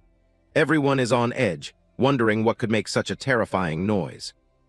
A gigantic purple dragon descends from the heavens, its massive wings casting a dark shadow over the terrified freshmen. It's a literal beast from legend appearing right before their eyes. Xiao Lin's eyes go wide in disbelief as he stares at the creature. He's stunned to see a real dragon in the flesh, a far cry from anything in his old world. The dragon opens its maw, letting out another bone-rattling roar. Its glowing eyes and sharp teeth make it look like a predator that could wipe them all out in an instant. The sheer presence of the beast is paralyzing. Xiao Lin finds himself unable to take a single step, his body frozen by a deep physiological fear. Beside him, even the brilliant Gu Xiaoyu is visibly shaking, her usual composed demeanor shattered. She stands stiffly, her eyes wide with the same instinctive terror gripping everyone else. The dragon lands with a heavy thud near the staff desk, whipping up a fierce wind. Perched calmly on its back is an elderly man with long white hair and a flowing beard. He hops down with a casual smile, apologizing for the delay. He mentions he had to handle a few things on the way, as if riding a dragon was just a normal commute. This is the principal of Dawn Academy, an imposing figure in gray and purple robes. He carries a large staff with glowing purple orbs, radiating an aura of immense power. The student council president, a blue-haired young man in a vest, greets him with a nervous look. He politely mentions that the principal's entrance was a bit too grand for a simple ceremony. The principal just scoffs at the comment, retorting that he didn't ride the big lizard just to show off. He clearly has no patience for the president's formalities. He explains that he was in a rush and riding the dragon was the only way to get back in time. The beast behind him looks slightly annoyed as the principal talks about it like a common taxi. He even threatens to skin the dragon for a sofa if it scares the students again. The dragon lets out a small, cowed puff of smoke, clearly terrified of the old man. Xiao Lin watches the exchange, realizing this man is the only one with the authority to see his hidden talent. He knows he has to be extremely careful around someone this powerful. Turning to the crowd, the principal notes that he's seen the entrance test results. and admits this batch of freshmen is actually quite good. His sharp blue eyes sweep across the students, as if he's peering directly into their souls. It's a gaze that feels like it's searching for something specific. Zio Lin feels the weight of that stare and tenses up, his analytical mind already trying to figure out the man's angle. The principal slams the base of his staff into the ground, activating an amplification spell. A magical circle glows beneath him as his power pulses through the air. He decides to skip the formalities and his own name, figuring that the students have more pressing things on their minds. He acknowledges that many of them were invited here under baffling or even unpleasant circumstances. He knows they're probably feeling pretty bitter about the whole thing. He tells them to take their complaints to the admissions department for delivering letters at such ungodly hours. He points a finger at a sweating staff member who can only offer a weak salute. The freshmen look around, some still processing the old man's blunt honesty, while others just look relieved the dragon isn't eating them. Suddenly, the principal's tone shifts, becoming cold and serious. He tells them it's time to drop the jokes and face reality. Raising his arms, he declares their true role to the world. They aren't just students anymore, they are colonists. He reveals the name of their new world, Planet Norma. Behind him, images of exotic beasts and vast, uncharted lands appear in the sky. He explains that the sole purpose of Dawn Academy is to train the most outstanding pioneer colonists for this new world. Monstrous creatures loom in the background as he speaks, a grim reminder of the dangers they will soon face. He makes it clear that their ordinary lives ended the very moment they opened their admission letters. There is no going back to the way things were. He tells them that starting today, some might become great generals, commanding legions and conquering vast new lands. Others might rise as grand magi, seeking the ultimate truth and wielding the very laws of magic. He even suggests some might become the leaders and kings who forge the rules of that new world. The possibilities for power are endless. The promise of strength and immortality has the crowd buzzing with excitement. For many, the treasures of planet Norma represent a chance at a life they never dreamed of. Finally, he announces a new rule that breaks long-standing tradition. Usually, freshmen are strictly forbidden from entering the new world, but the top 3 students in the upcoming exam will earn the right to go early. The principal's gaze becomes incredibly heavy, emphasizing the gravity of this decision. This is a shortcut to power, but also a massive risk. The student council president tries to interject, worried about the safety of the freshmen, but he quickly mumbles that he misspoke under the principal's glare. With the new rule established, the principal dismisses the assembly, telling them he's done with the nonsense. The president can only bow and follow him out. Zio Lin stays behind, deep in thought about the president's extreme reaction. He suspects the early entry reward is much more dangerous than the principal let on. As the crowd thins out, a voice calls out to him. It's a familiar, authoritative tone that catches his attention. He turns to see instructor Chin Chuan standing there, looking as rough and intimidating as ever. Zio Lin wonders what the instructor could possibly want with the student with the lowest stats in school. Chin Chuan explains the situation. Since the top student Gu Zioyu refused, the monitor position for Class 7 falls to the next person in line, Zio Lin. He tells Zio Lin to pay attention, because being a monitor comes with major perks like extra credits, resource quotas, and special privileges. A holographic notification confirms the appointment as Chin Chuan points out that, for a deadweight like him, this position is a vital lifeline. The instructor waves him off, saying the AI will send over the freshman manual, and he should just figure it out on his own. Zio Lin stands alone on the field, the word privileges echoing in his head as he wonders exactly what kind of door this has opened for him. He heads over to the student dormitories, a massive residential complex where he'll be living during his time at Dawn Academy. At the reception desk, a sophomore with short brown hair named Zhang Tingting is busy explaining the strict nighttime rules to the newcomers. She gives Zio Lin a cold, dismissive look as he approaches, clearly seeing him as just another typical freshman. However, her eyes instantly sparkle with excitement when she checks his ID and realizes he's actually the class monitor. She does a complete 180, patting his shoulder and insisting that anyone who manages to snag a monitor spot must be extraordinary. Zio Lin watches as she hands over his new uniforms, explaining that his grade is represented by the green fabric. She takes him up to his room, a single dorm exclusive to monitors, while pointing out that everyone else has to share a double. She hands him his gold ID tag, warning him not to lose it since it's used for everything from the curfew to class attendance. Ting winks and offers to be his mentor, telling him to hit her up whenever he has questions about his new life at school. As she waves goodbye, Zio Lin can't help but notice how much friendlier she became the second she heard about his monitor status.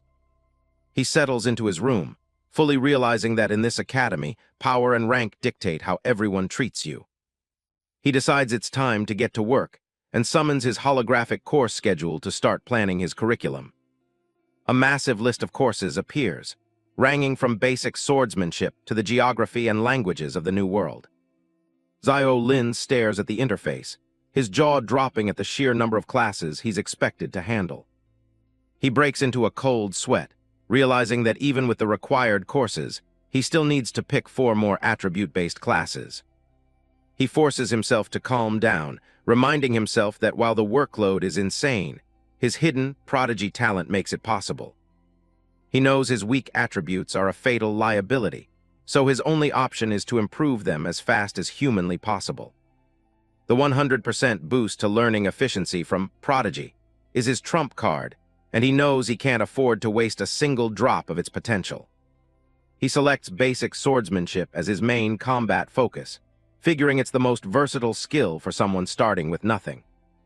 He rounds out his schedule with physical arts and meditation, aiming to boost both his survivability and his mental focus. The holographic menu lists his final selections, including general history and the common language of Norma. With his course selection confirmed, Zio Lin steels his resolve, knowing that in this academy, strength is the only thing that matters. The next day, Zio Lin is already at the swordsmanship training ground, the rhythmic sounds of wooden blades striking posts echoing through the air. He focuses intently on each swing, watching the experience points for his basic swordsmanship tick up with every hit. His prodigy talent is fully active, highlighting the optimal mechanics of each strike as his learning efficiency doubles. He continues to strike with a relentless rhythm, realizing that as long as he grasps the fundamentals, his progress will only get faster. A system message pops up, confirming he's reached level 3 in swordsmanship and that his strength attribute has already increased from 2 to 3. Zio Lin pauses to catch his breath, realizing that his theory was correct. Leveling up his skills is the most direct way to drive his base attribute growth. Nearby, another freshman collapses on the ground, weeping that he can't take it anymore, and his arms are ready to fall off. A large sword slams into the stone floor as a stern voice mocks the pathetic performance of this year's new students. This is Cheng Na, a third-year student with long purple hair serving as their substitute teacher. She's a strict instructor who demands absolute excellence. She declares that no one is leaving the training ground until their basic swordsmanship proficiency reaches level 3, ignoring the whimpering of a student clinging to a post. The students are in total despair, knowing that reaching level 2 alone usually takes hours of non-stop swinging. Zio Lin walks right up to the intimidating instructor, his expression neutral despite the sweat on his face. He informs her that he's already reached the level 3 requirement and asks for permission to leave for his next class. Cheng Na gives him a skeptical, side-eyed glance, her arms crossed as she sizes up the unassuming freshman. She asks if he's kidding, pointing out that it's only been 2 hours into their very first day of school. Cheng Na towers over Zio Lin, looking down on him with clear disdain. She can't believe a lucky guy with such pathetic stats managed to leech off his team for an S-rank evaluation. Her eyes narrow as she questions his claim of having level 3 swordsmanship. To her, it sounds like a desperate excuse from a freshman just trying to skip her class. Zio Lin doesn't back down, gesturing for her to just check his status panel if she doesn't believe him. He stands his ground despite the instructor's intimidating presence. Cheng Na just smirks, dismissing the idea of looking at boring digital numbers. She has a much more hands-on way of testing a student's true ability. A red system warning flashes across the air, signaling that the instructor is activating high-level teaching permissions. The atmosphere in the arena shifts instantly. The all-system training simulation arena begins to open, digitizing the world around them. Cheng-na stands ready as the ground starts to transform into something much grimmer. Zio-lin is suddenly transported into a dark, purple-hued dimension. He grips his sword tight as a pile of bones begins to stir right in front of him. Cheng-na undergoes a complete transformation, her body encased in sharp bone armor. She wields a massive, glowing, jagged blade that dwarfs Zio-lin's basic weapon. The simulation is fully active now, revealing a vast graveyard filled with a literal mountain of skulls.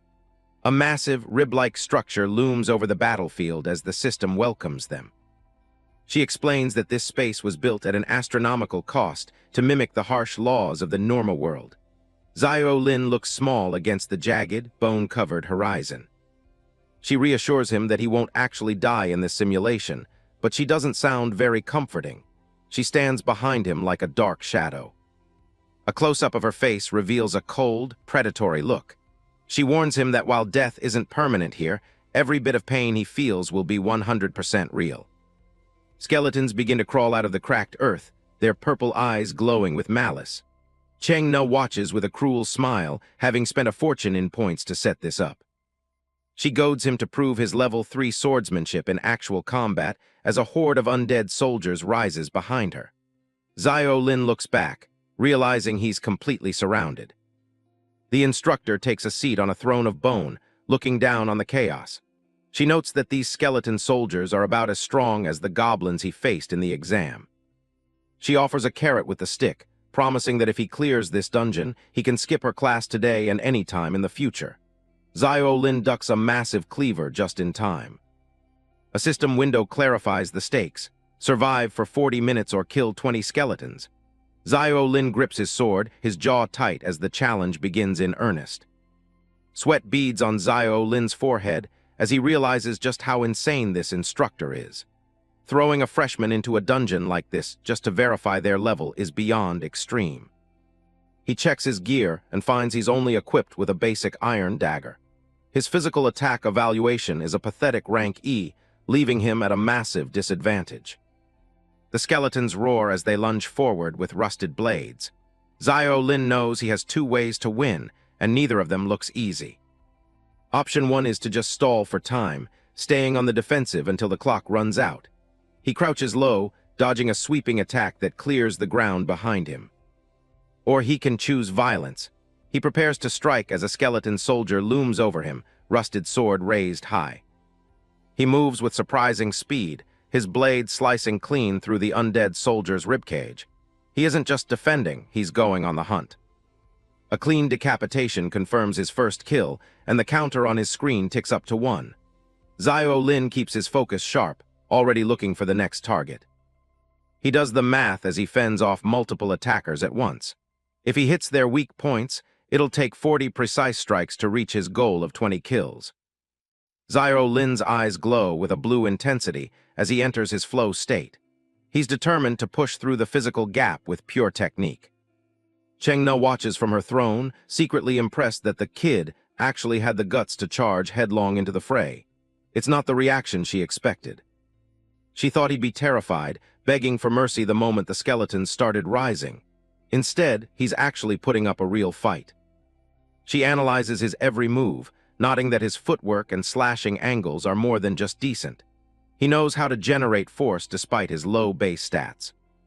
Zio-lin's movements are crisp, his judgment sharp as he weaves through the undead crowd. He strikes with a purple flash, taking down another soldier with surgical precision. Cheng-na realizes he's a tier above the idiots, who only know how to swing their weapons blindly. He's making up for his trash stats with sheer skill. Zio-lin is gasping for air, sweat drenching his shirt as the strain begins to take its toll. He's pushing his body past its limits, using every trick he knows to keep going. He's reached 13 solo kills, which is an absolute miracle considering his level. But as he blocks another blow, his arms are shaking visibly. The timer shows 28 minutes left, but Zio-lin is already at his breaking point. He's surrounded by skeletons, his sword heavy in his hands. A skeleton lands a heavy hit, sending a shock of pain through his shoulder. Zio Lin grunts, his vision blurring from exhaustion. Chengna stands up abruptly and calls out from her throne, telling him that's enough and he needs to face reality. She thinks he's done more than enough to prove his point.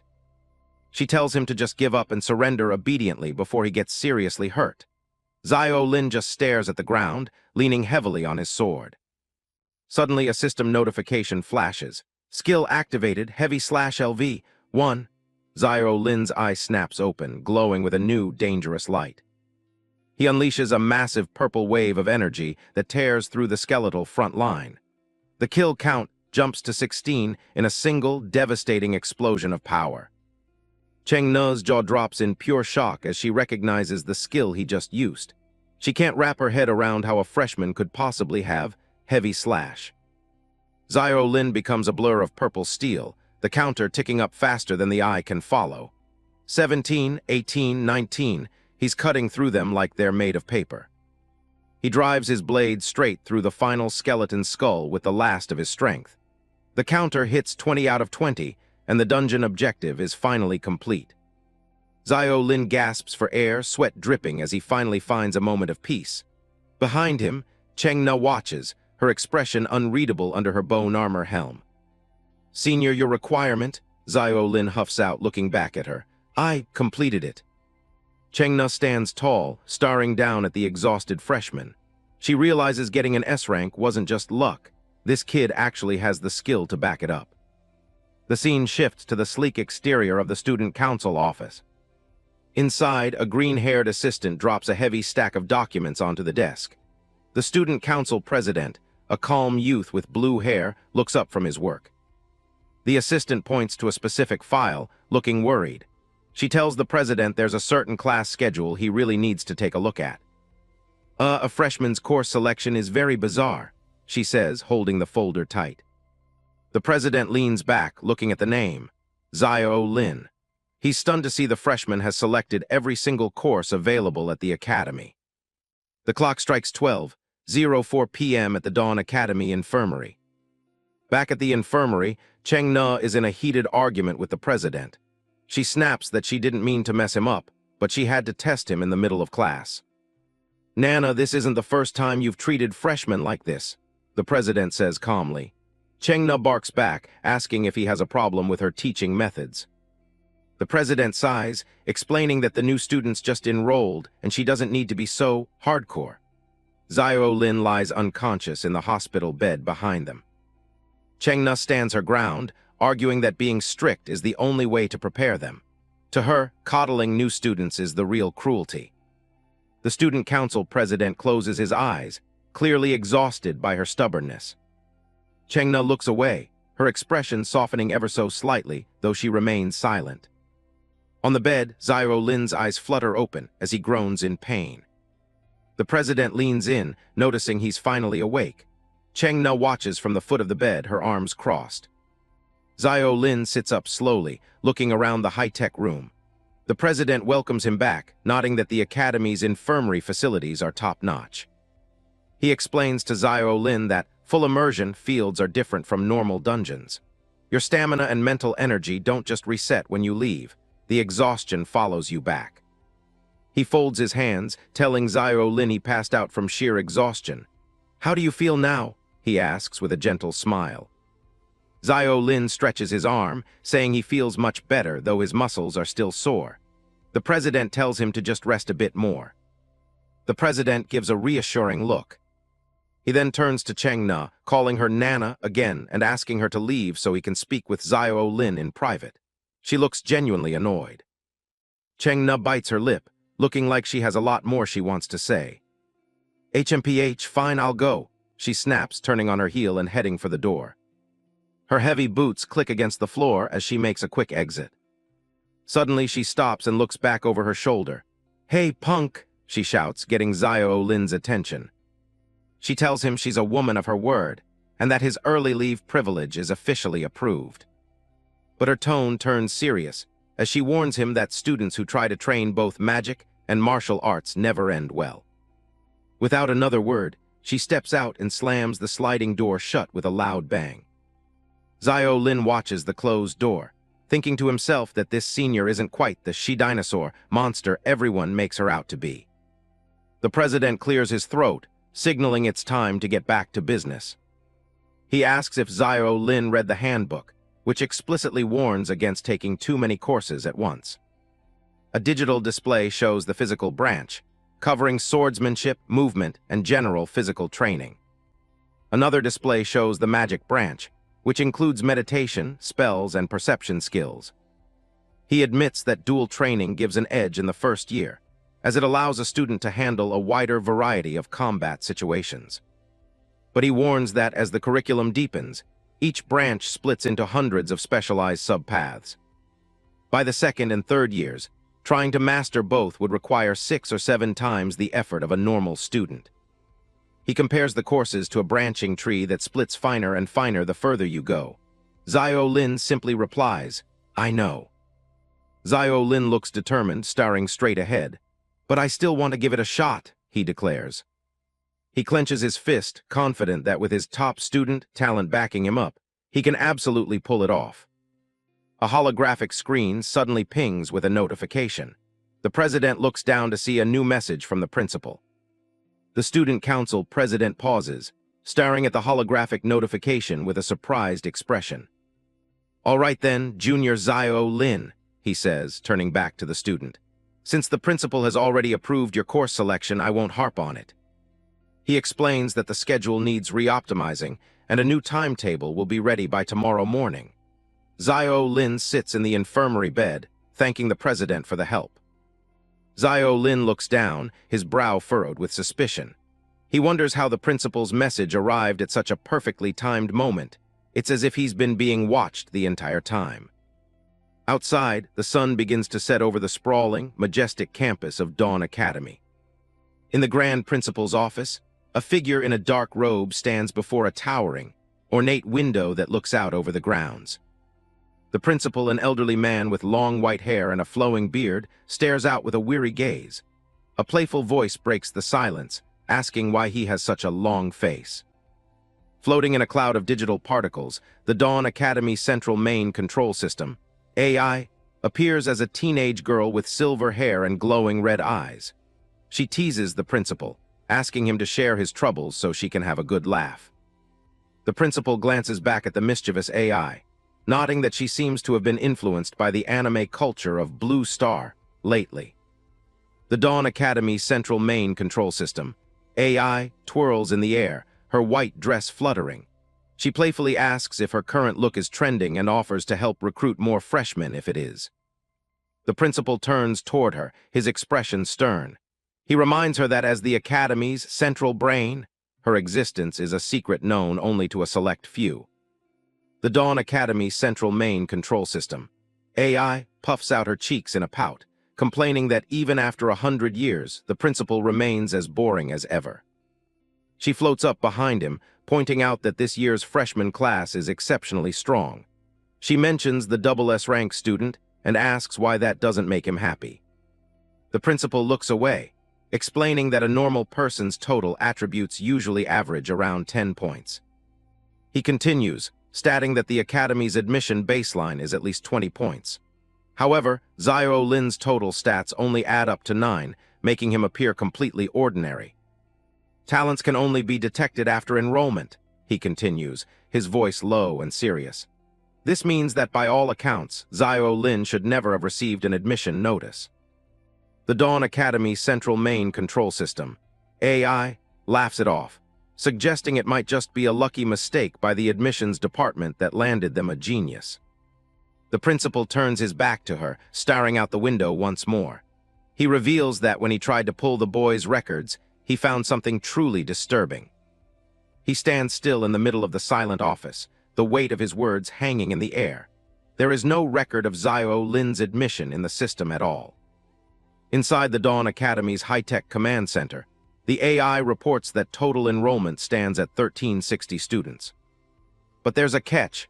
The central computer only has records for 1,359 admission letters. One is completely missing. The principal is baffled since something like this has never happened in the Academy's history. He asks the main control program what's going on.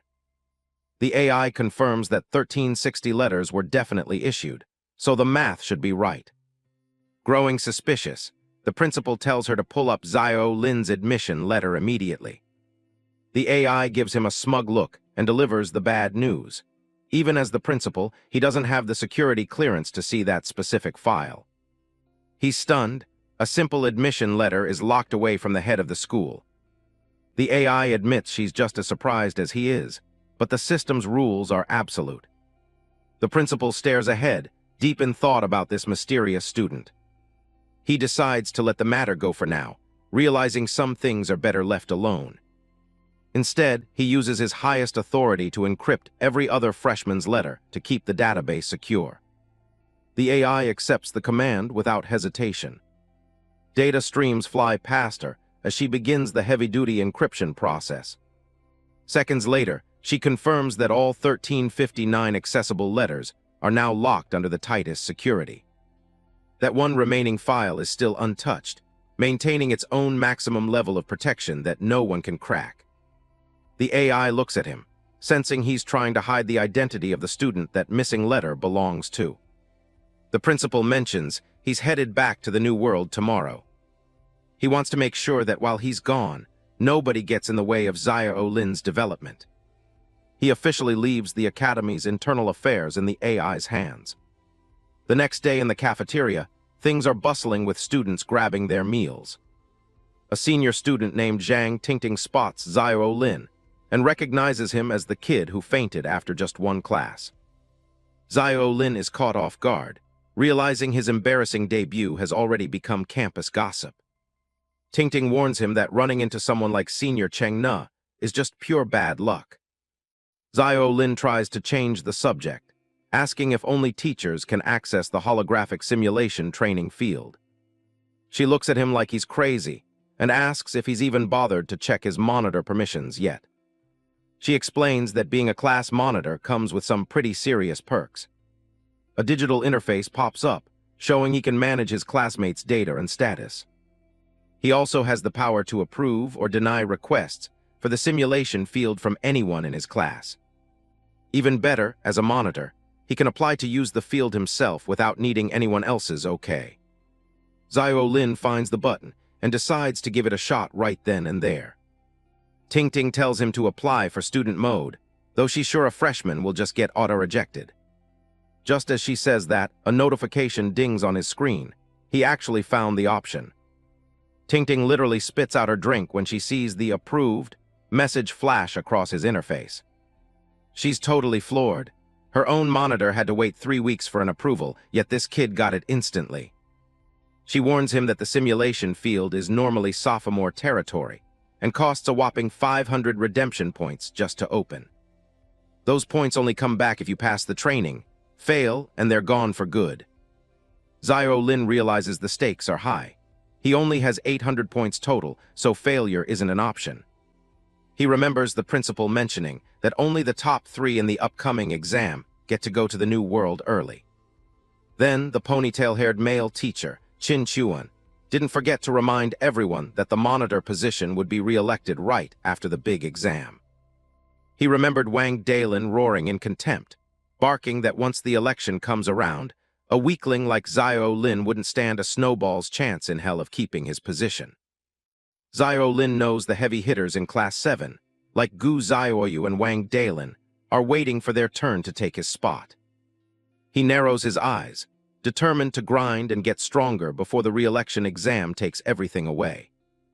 Zio Lin says his goodbyes to Zhang Tingting, heading off to his next class. Tingting watches him go, impressed by his dedication. She thinks it's no wonder a hard worker like him became the acting monitor. Over at the gym, students are finishing up their workout and heading out for the day. Liang Ziyu, a freshman from Class 6, is fuming.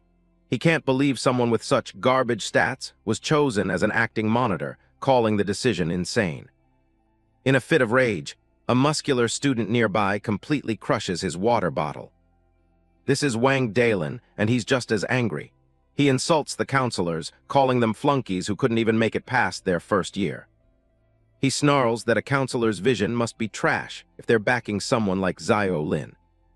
He looks down at the gym floor, calling Zio Lin a poser for staying late for solo training. Wang Dalin isn't just mad at Zio Lin. He's also bitter about Gu Xiaoyu looking down on him, promising to show her what he's capable of. Liang Ziyu smirks and suggests they don't wait 3 months for the official assessment. He wants to teach Zio Lin a lesson right now.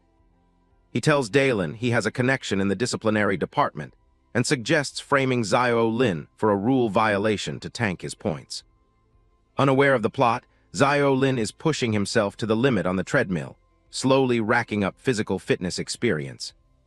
He's sweating buckets, but he's making progress. His basic physical fitness is currently sitting at level 1. He finally stops to catch his breath, noticing it's already almost 7 o'clock. He figures he can just make it back to the dorms before curfew if he leaves now. As he walks toward the exit, he plans to keep up this routine every day until he hits level 2. But when he reaches for the door handle, something's wrong. It won't budge. Multiple clicking sounds echo through the empty gym. The door has been deadbolted from the outside. He stares at the lock in disbelief, wondering if he's really trapped inside. He tries the handle again, thinking the staff was just being careless and didn't bother checking if anyone was still in here. He grumbles about having to sleep in the gym since curfew is coming up fast. Suddenly, a loud snap echoes through the room as the lights completely die. Zio Lin stands frozen in the middle of the pitch-black training room. He tries to stay calm, forcing a laugh and telling himself it's just the power being cut for the night. He shivers in the dark, questioning why a fancy school would cut the power while students might still be around. The night sky over the academy holds a strange secret, 2 crescent moons hanging side by side. Someone's reporting a freshman monitor for breaking curfew. Chen Yu and Han Sen from the discipline department are on the move. Han Sen confirms the tip-off came from Liang Ziyu and insists they need to make an example of the kid. Chen Yu adjusts his glasses, nodding that with the principal and president away, these small-time violations fall squarely on him. He's not planning on being lenient. He wants his department to keep a suffocatingly close watch for any slip-ups. Han Sen is all smiles and flattery, eager to prove his worth to the grade leader. They reach the training ground, ready to start their sweep. Han Sen's smirk widens. He's clearly looking forward to the enforcement part of the job. He figures an acting monitor must have a hoard of redemption points, just waiting to be seized. A door pulls open with a sharp, echoing creak. The gym looks deserted, leaving Han Sen blinking into the dark shadows. Chen Yu asks what's wrong, while Han Sen points a shaking finger into the empty room. He's positive he heard someone scurrying around in here just a moment ago. Zio Lin is pressed flat against the wall, holding his breath as sweat beads on his forehead. Chen Yu isn't buying it. The door was locked from the outside, so nobody could have been inside. Han Sen brushes it off with a nervous laugh, figuring his ears must be playing tricks on him. But as he turned to leave, his face went completely blank. He was utterly seething that his prey had vanished into thin air like magic. Little did he know, while he was frantically searching around, Zio Lin had already slipped away undetected. Outside, the wind rustles through the forest under the pale blue light of the stars. Zio Lin finally lets out a ragged breath, leaning against a tree as he realizes how close he came to getting caught. He knows that being caught out at night means a massive point deduction. It finally clicks. Getting locked in and then having the patrol show up immediately wasn't a coincidence. It was a setup. He wonders if he's overthinking it, or if someone actually has a target on his back. His eyes sharpen as he looks toward the horizon. There they are again, 2 moons glowing brightly above the tree line. He remembers the lesson about the academy being modeled after Norma World. Now he's seeing it for himself. Returning to the gym is too risky, so he has to find a new place to lay low for the night. A massive, jagged purple head rises from the foliage nearby. A chill runs down his spine as he senses something far larger than any student watching him. A giant glowing purple eye blinks open, focusing its gaze directly on him. It's the purple dragon, the same beast from the entrance ceremony. Zio Lin freezes, his mind racing as he recognizes the monster. The dragon shifts, its wings casting a massive shadow across the clearing. It stares down at him with an intensity that makes his blood run cold. Flight is the only option. He doesn't wait to find out if it's hungry. He turns and bolts as fast as he can. He glances back, praying he's not about to become a midnight snack.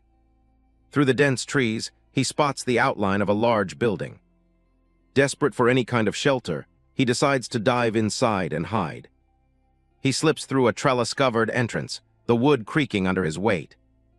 He stops to catch his breath, hoping the dragon won't follow him into a confined space. A rustling sound comes from the garden nearby. He looks down to see a black bird with glowing red eyes staring back. That's no ordinary chicken. It's not just the birds. The cabbages in this garden are bigger than he is. Nearby, a bush is loaded with glowing red fruit that smells incredibly sweet. He wonders if he should risk a taste. Zio Lin stares down at the bird, wondering if it's as tasty as it looks. It looks plump and delicious. Suddenly, he's really craving some beggar's chicken. But the bird has other plans and lets out a deafening roar. He's barely processed the sound before the chicken literally breathes fire right at his face. Zio Lin scrambles backward, realizing this academy is way more dangerous than he thought. Suddenly, a hand reaches out and snatches the fire breather right by its neck. Zio Lin freezes, looking up at the mysterious newcomer. The man looks tired, holding the limp bird while accusing Zio Lin of trying to steal his livestock in the middle of the night. The two stand in the garden, a tense silence settling between them under the moonlight. Zio Lin gulps and tries to find his voice to ask who this guy even is. The man just scoffs at the question. He introduces himself as Song Junlang, the head of the logistics department, and he's not happy about the intruder. Song Junlang notes that Zio Lin is a freshman who's already managed to break curfew and trespass in his territory. He holds up the traumatized chicken, asking how the kid plans to pay for scaring his dinner. Zio Lin panics, apologizing and explaining he was just trying to hide from the dragon roaming around. To make a long story short, he recounts how he ended up locked in the training grounds earlier. He explains the whole setup, with the patrol showing up while he was trapped inside. And eventually, he ran into the massive, fire-breathing purple dragon. Song Junlang listens before telling him that Big Lizard isn't actually a threat. He casually adds that Zio Lin is way too weak for a dragon to even bother attacking. Zio Lin can't believe the man just called that monster a lizard. As for the training ground incident, Song Junlang says it's a classic trick from the discipline department. Zio Lin realizes he was set up, while Song Junlang brings up redemption points, the hard currency of the academy. Everything from buying equipment to activating simulation fields requires these points. Even getting resources from the new world costs a fortune. Those points are also the key to whether you can actually graduate or move on to the new world. He explains that the discipline department loves playing entrapment games with unsuspecting students. They set you up to break a rule, then offer a private settlement to keep it quiet. Basically, you hand over a few hundred redemption points as a fine to avoid getting a formal deduction. Zio Lin is disgusted by the tactic and immediately suspects Wang Dalin is behind his framing. Song Junlang turns his attention back to the junior standing in front of him. Staying out all night and trespassing in the logistics department are serious offenses. Combined, those two rules could cost Zio Lin a massive amount of points. A loud thump echoes from the gate, catching them both off guard. Song Junlang realizes the discipline department is dead set on catching the rule breaker tonight. He smirks, asking if he should just open the door and let them take him away. Zio Lin pleads with the senior, hoping he's not just telling him all this to watch him fail. Song Junlang is impressed by the kid's quick thinking and decides he's worth the effort. He suddenly asks Zio Lin if he knows anything about cooking. Zio Lin is completely baffled by the question. He stammers out a weak, maybe a little, thinking back to his college days. In reality, his cooking experience is just scrolling through tutorials while eating snacks. He's never actually touched a stove. Song Junlang offers a way out, claiming that as long as Zio Lin can cook, his standards are actually quite low. He promises to handle the search party outside and ensure Zio Lin doesn't lose any points, provided the freshman does him a small favor. He's been craving a specific dish called beggar's chicken for ages and wants Zio Lin to use this very bird to make him a feast. Zio Lin points to himself, sweating as he realizes he's being tasked with cooking this fire-breathing monster. Song Junlang reminds him that he's trapped anyway, giving him a choice between two very different paths. Either walk out and face the certain punishment and point loss, or stay behind and cook the chicken while Song settles everything. Desperate to save his credits, Zio Lin puts on a brave face and agrees to the deal.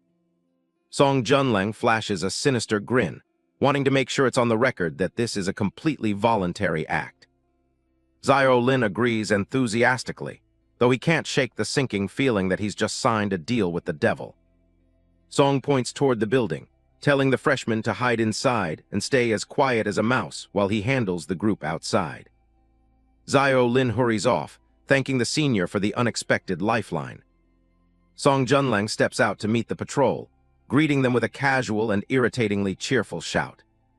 He specifically addresses the group's leader, Chen Yu, who looks far from pleased to see him. He asks if the discipline department is so hungry that they've come to the logistics garden looking for a midnight snack.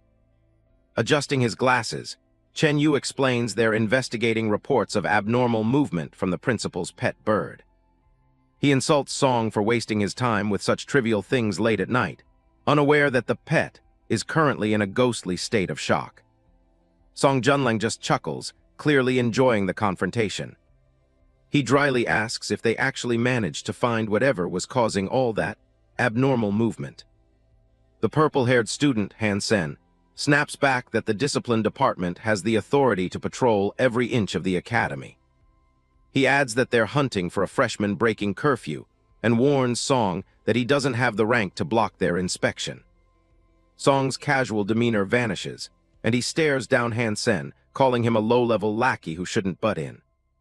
He threatens to report the group for trespassing if they continue to annoy him, knowing full well the underhanded tactics they usually employ.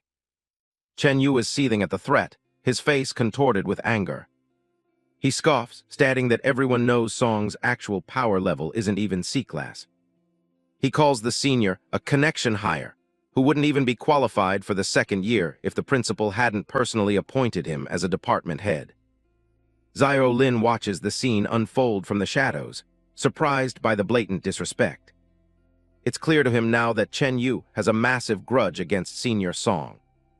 The freshman realizes that the internal politics of the academy are just as dangerous as the monsters outside. Chap 13. Back at the logistics department, the air is thick with tension as Chen Yu stares down Minister Song. Zio Lin stays hidden in the shadows, sweating bullets as he wonders if these two are actually about to throw hands. Song just scoffs, looking completely unimpressed by the senior's posturing. He mocks Chen Yu, pointing out that provoking someone with his level of connections isn't exactly a high IQ move.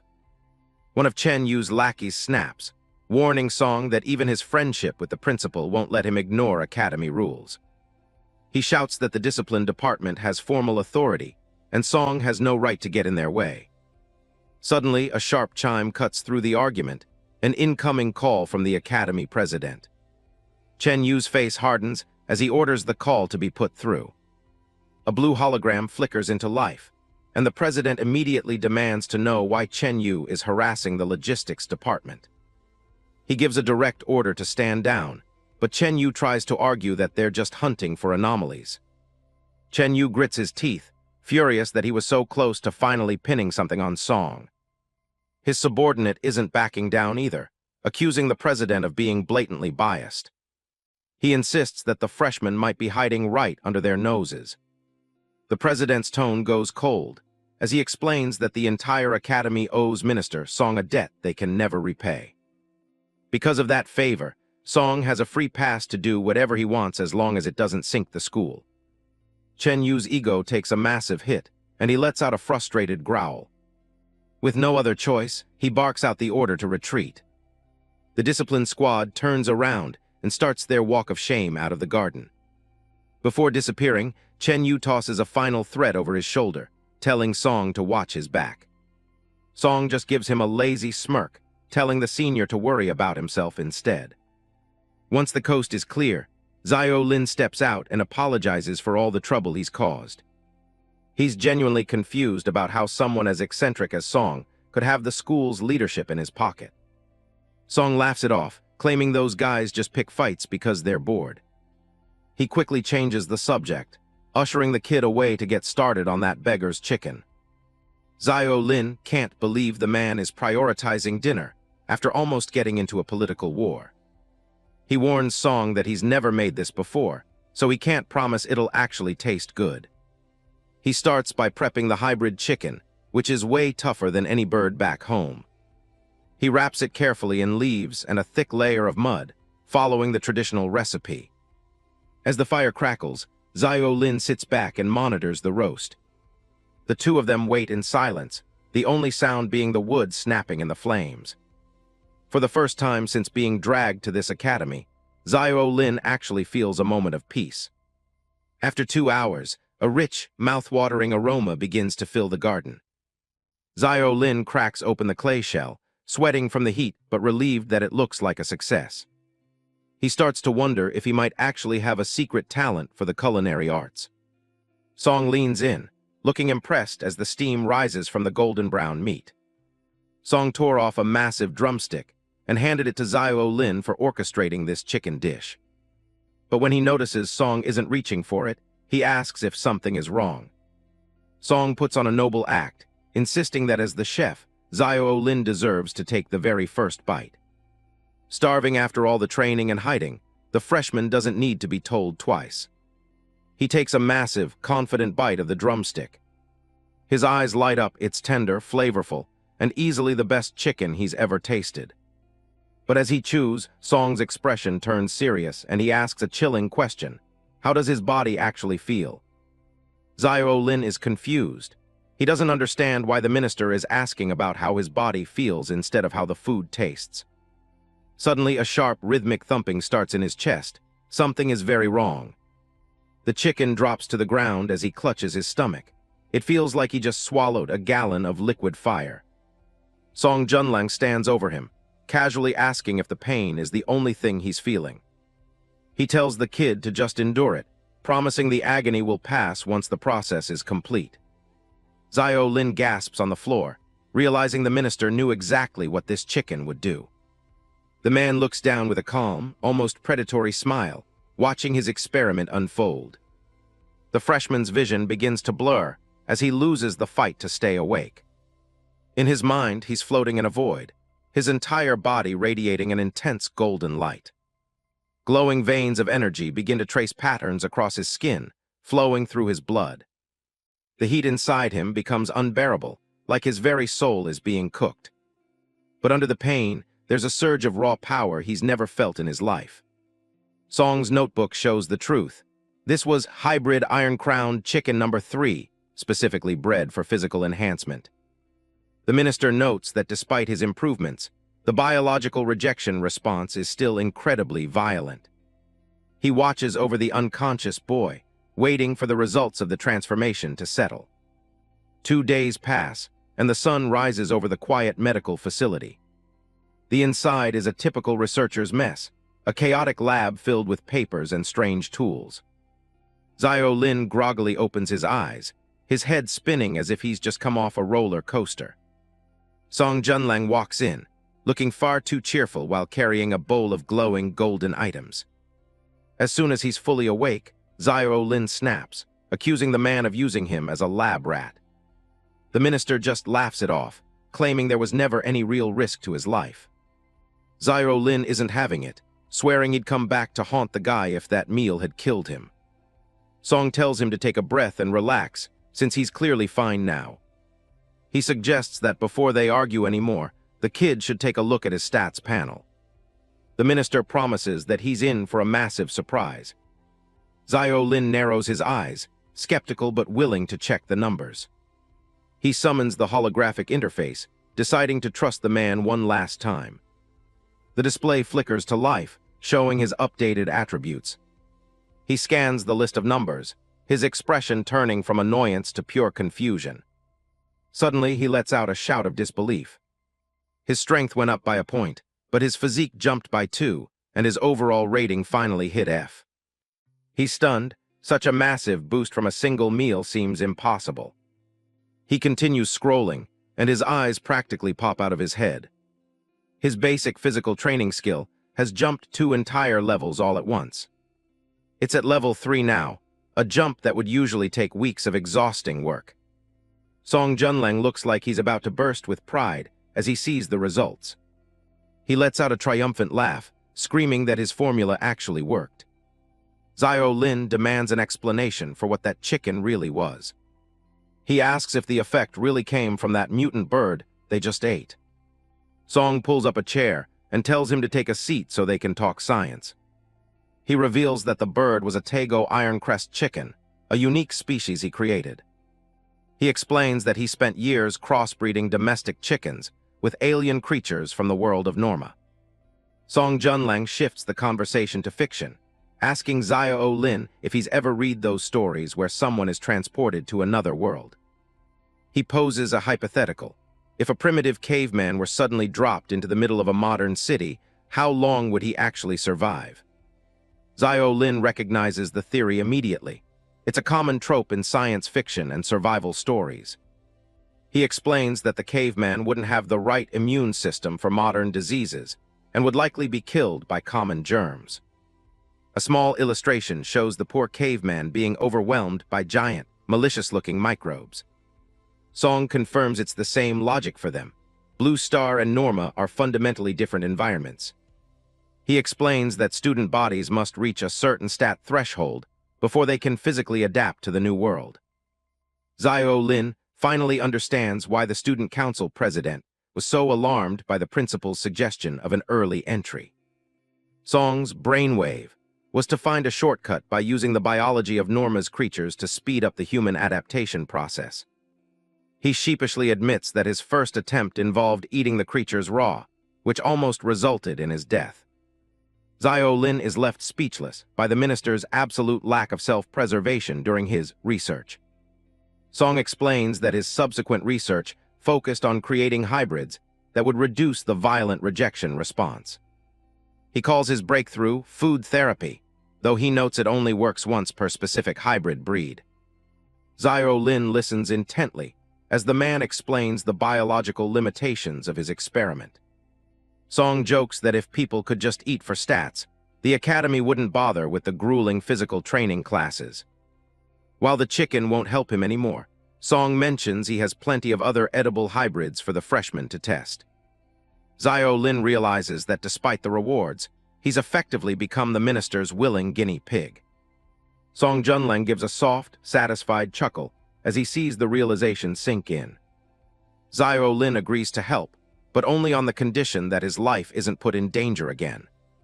Song promises he's safe, and then nonchalantly reveals that Zio Lin has been unconscious for 2 whole days. The news sends Zio Lin into a panic. He's terrified his credits will plummet for missing so much class.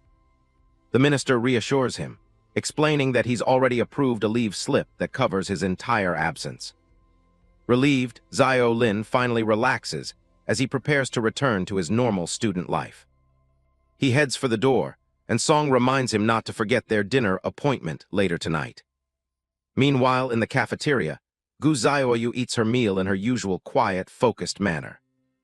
Behind her, several students are engaged in a loud and heated discussion about recent events.